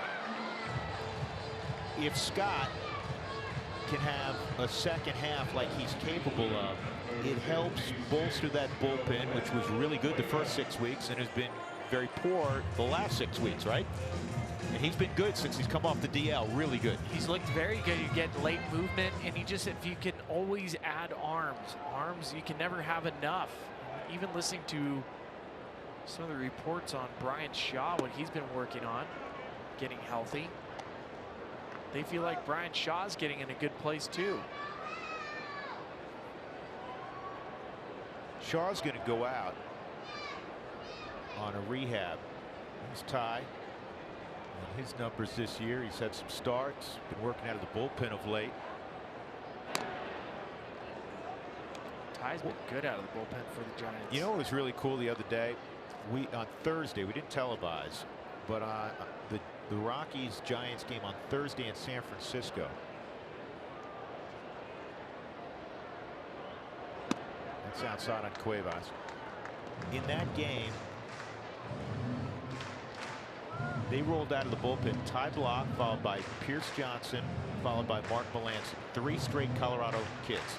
How cool was that? It's great. Love it. This guy grew up a Rockies fan. His favorite player was the Big Cat, Andres Galarraga. This is bounced over the head of Bell.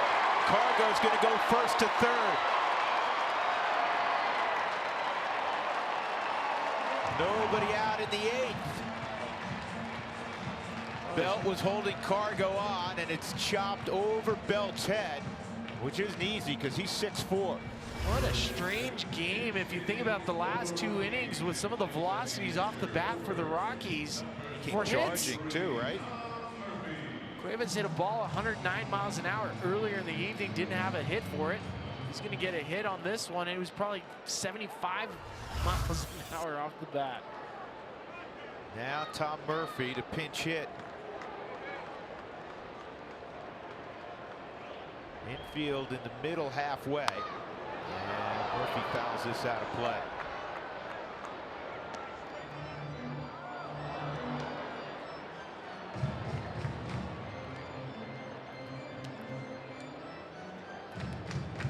Hockey's trying to add on for Wade Davis here. Giants are playing a modified infield in.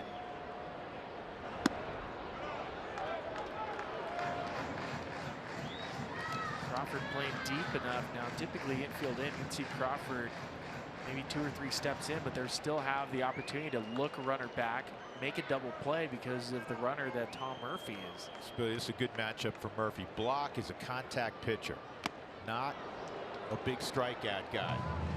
Looks ahead now 1-2 on that swing and a miss.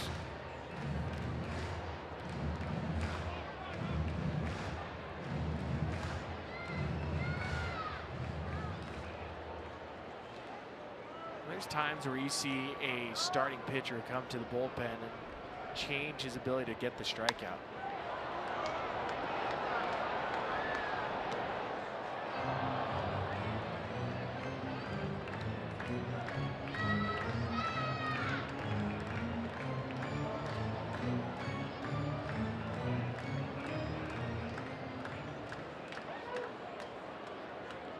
Cargo at third.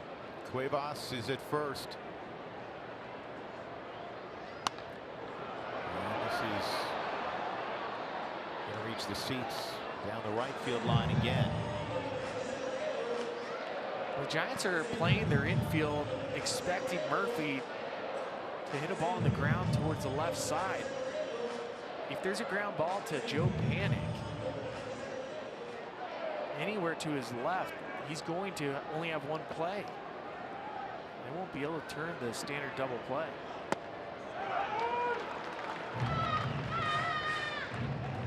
Even at 2-2.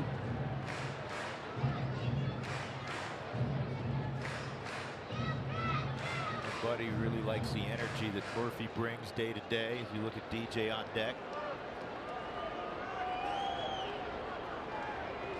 Chance to have a big impact right here. 2-2. Hold your breath moments, man. That could have gone either way. Alan Porter said it was inside, so it's 3-2. You put Cuevas in motion, which is dicey because there's a lot of strikeout, obviously, in Murphy's game. But she said the tie block is not a pitcher with a lot of strikeouts, so why not get some movement? Maybe take Joe Panik out of his normal position at second, and you have an entire right side of the field open. Not going, and it's ripped toward the gap in left center. It'll drop down. Cargo scores. Cuevas heading to third. Murphy to second. Safe. 4-2 Colorado. Run it back for Tommy Murphy off the bench.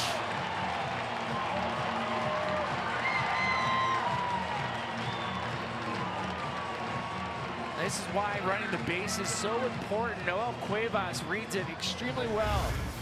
He sees it off the bat, knows it's going in the gap. The only person staying close to the bag is Carlos Gonzalez. He reads it, he goes first to third.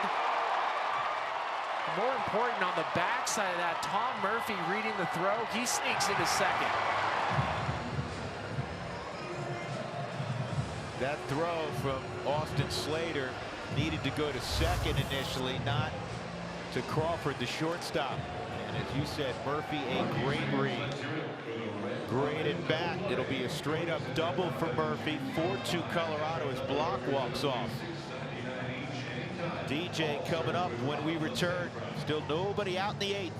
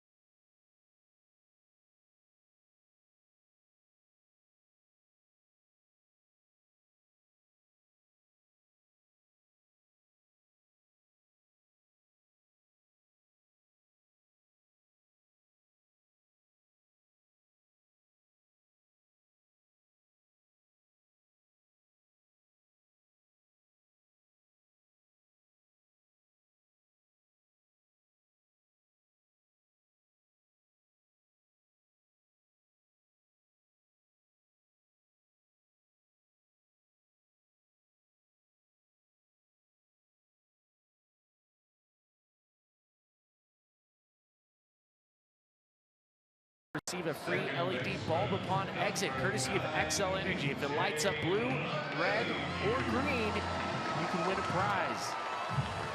Rockies looking to add some more runs, chasing Ty Block out of the game. Second and third, tough call for Sam Dyson, the most used relievers in baseball this season. He's going to come on and face a guy that's hit him hard. DJ's 3 for 6 against Dyson, including a home run. Infield halfway, second and third. Again, nobody out. Ball 1 on DJ. 2 for 4 tonight. Well, last time DJ faced Sam Dyson came in the 9th inning in San Francisco. DJ went way back. He went way deep on a 3-2 fastball against him. That did 2 things. Gave the Rockies a victory. This is to Bell. Cuevas will hold 1 out. And it also allowed Spilly to clip his beard off. That's right. One home run changed several courses.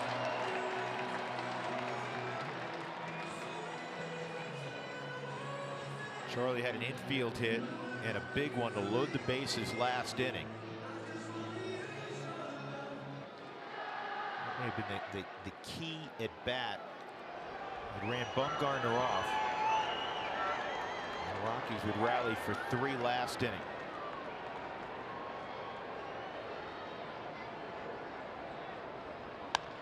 This is to center field. It should be deep enough. Cuevas tags, and there won't be a throw toward the plate. Charlie gets the job done. Cuevas scores the Rockies' 5th run. For Charlie, his 36th RBI, professional AB. You gotta love these at bats because you have to add on. You know how important it is here at Coors Field to have a little extra padding with that lead. 3 runs, still not. You're taking a big sigh of relief, but that extra run is going to be important. The Rockies will pinch run now for Murphy with Raimel Tapia. He goes hopping out to the field. Murphy, huge double.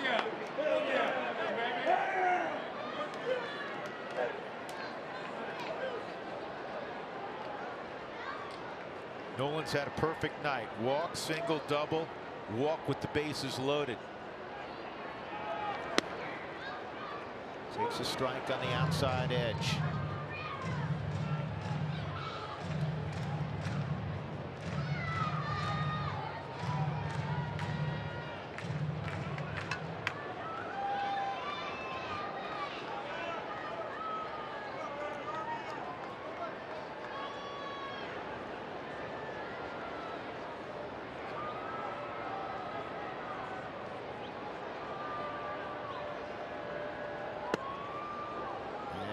On the inside edge, so it's 0-2 on Nolan. It's the former Ranger Sam Dyson.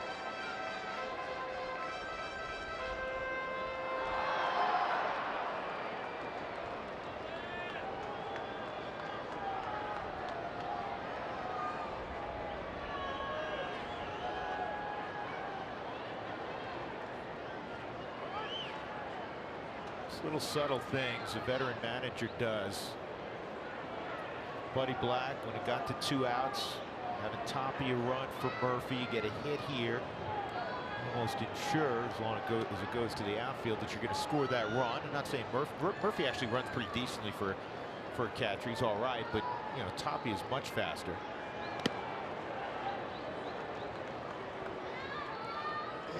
We just had a tweet that said, I feel like Nolan's going to win a Triple Crown this year. Let's show how accurate that is. Now Nolan. He's leading in home runs. Yep.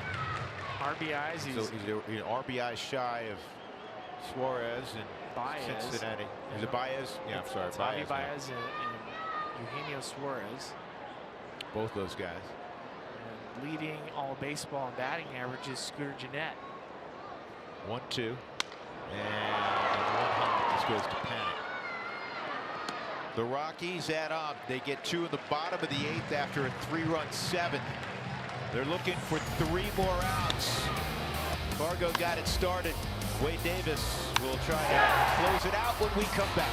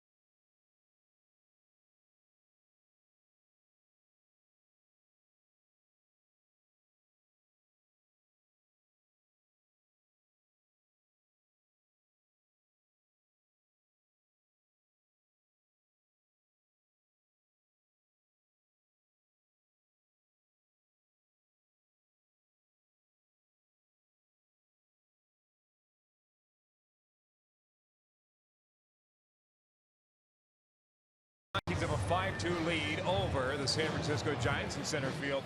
Huey, Sully, Connor McGahee with you. Huey pitching tonight. What have you thought so far? Well, I thought it's exactly what we were going to see going into the ball game. Kyle Freeland now against the Giants, his last 2 starts, 14 innings, just the 2 earned runs he gave up tonight, and one was that solo shot in the first inning. I thought the hitters exercised great patience against Bumgarner. They waited him out, 7th inning, 3 straight singles to get the offense rolling. Looking good for the Rockies. 3 outs away from victory. We'll be with you for the Toyota postgame show after its conclusion. In the meantime, back upstairs to Drew and Spilly. All right, Connor, we thank you. There's Wade Davis. He just threw his 8th and final warm-up pitch. Sinetta throws it down. He's looking for save number 24 of the league, hitting just 191 against Wade Davis in his first year in a Rockies uniform. He's going to go through a pretty difficult portion of the Giants lineup. Andrew McCutchen, Buster Posey, and Austin Slater. McCutchen tonight 0 for 3.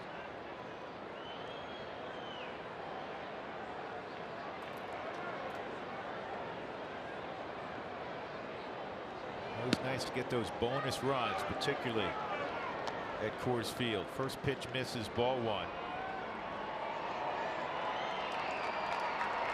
The Rockies were down 2-0 when they came up in the bottom of the 7th. How many wins they've had this year, Spilly, when they trail after 6 innings? 1. Come on. Yeah, that's got to change. Well, 3 outs from changing to 2. We're starting to hear some weather. You can hear it in the microphone. It's starting to actually sprinkle.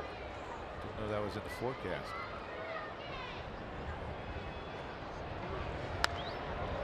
McCutchen late on that swing, and it's 1 and 2. 2 pitches in the Subaru strike zone, getting Andrew McCutchen off of the fastball.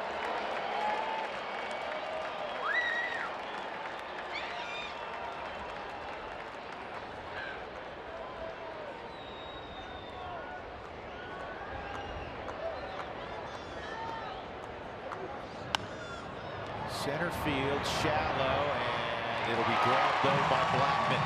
Got a good read on it. 1 out in the 9th.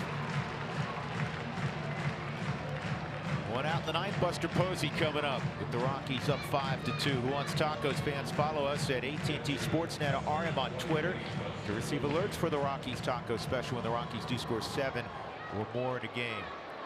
Posey a walk, a run scoring double in the 3rd, and a strikeout.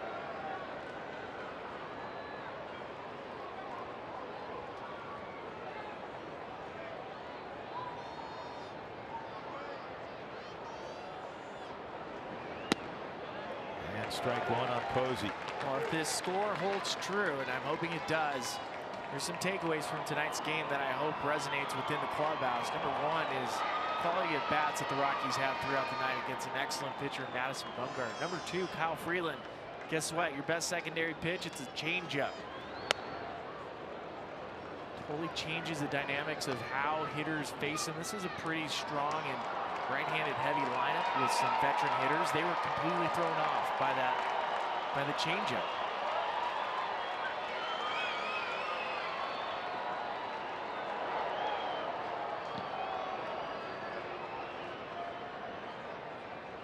One to Posey. And toward Cargo. Can he get there? Nope. He's going to have to run to the wall, and it'll be a one-out double for Posey.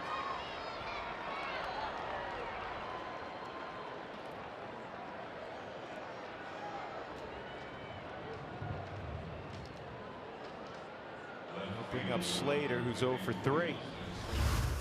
Oh, Buster Posey, such a good hitter. Slider that just stayed in the middle portion of the plate. And because Buster has so much bat within the strike zone, it just stays within that strike zone because of his bat playing, able to fight it opposite field.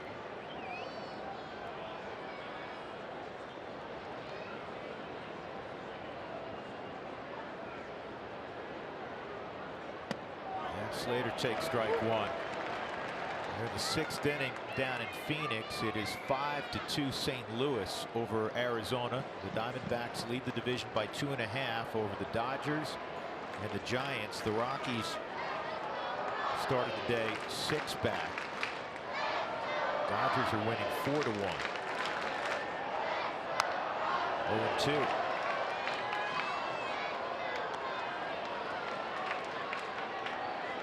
If you're Davis, you have to put away Austin Slater. You do not want to face Brandon Crawford for an opportunity to tie the game.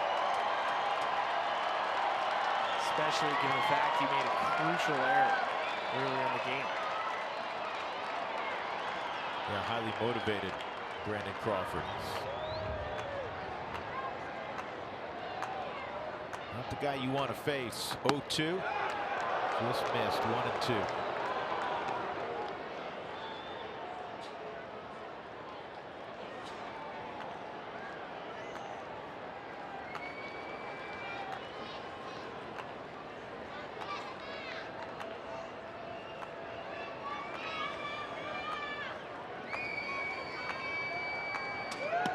Swung on and missed. 2 outs in the ninth. Ball looked like it had some cut on it. There definitely was some cut, and this is why Wade Davis is so impressive. He does have pinpoint command. The super strike zone, you see the pitch prior to this one. He throws it back out there with a little bit of cut. Gets him to chase. Kyle Freeland, 7 beautiful innings tonight for Kyle. And now Brandon Crawford.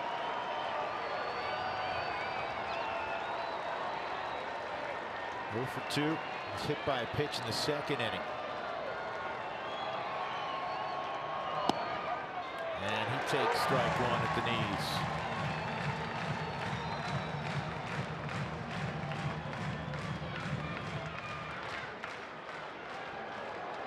One of the things that's been nice to see for Wade tonight is, with one exception, he's worked ahead.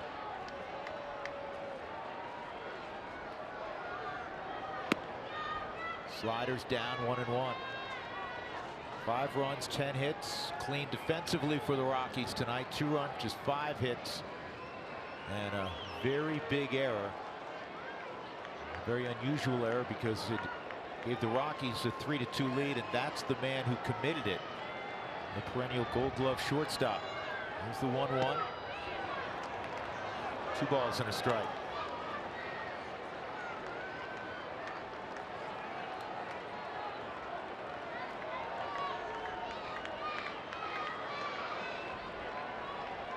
Crawford, so much like Nolan or DJ, whenever they make an error, it shocks you. It just doesn't look right.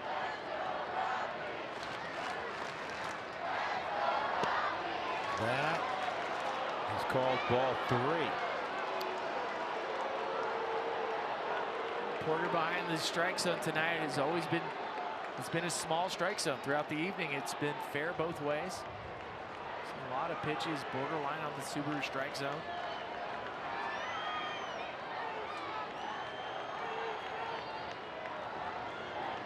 Two outs, 3-1 on Crawford. Strike 2, 3-2.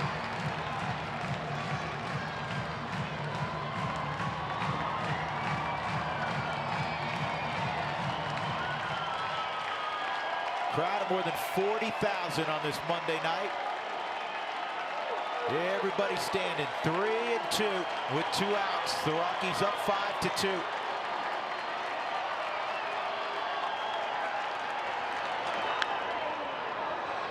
Good pitch wasted by Crawford. This is what makes Brandon Crawford and made himself into such a good hitter. His ability to shorten up at the ball and play. Giants, by nature, have taken this type of approach. They're one of the harder teams in baseball to strike out. 4 strikeouts on the night of the Giants.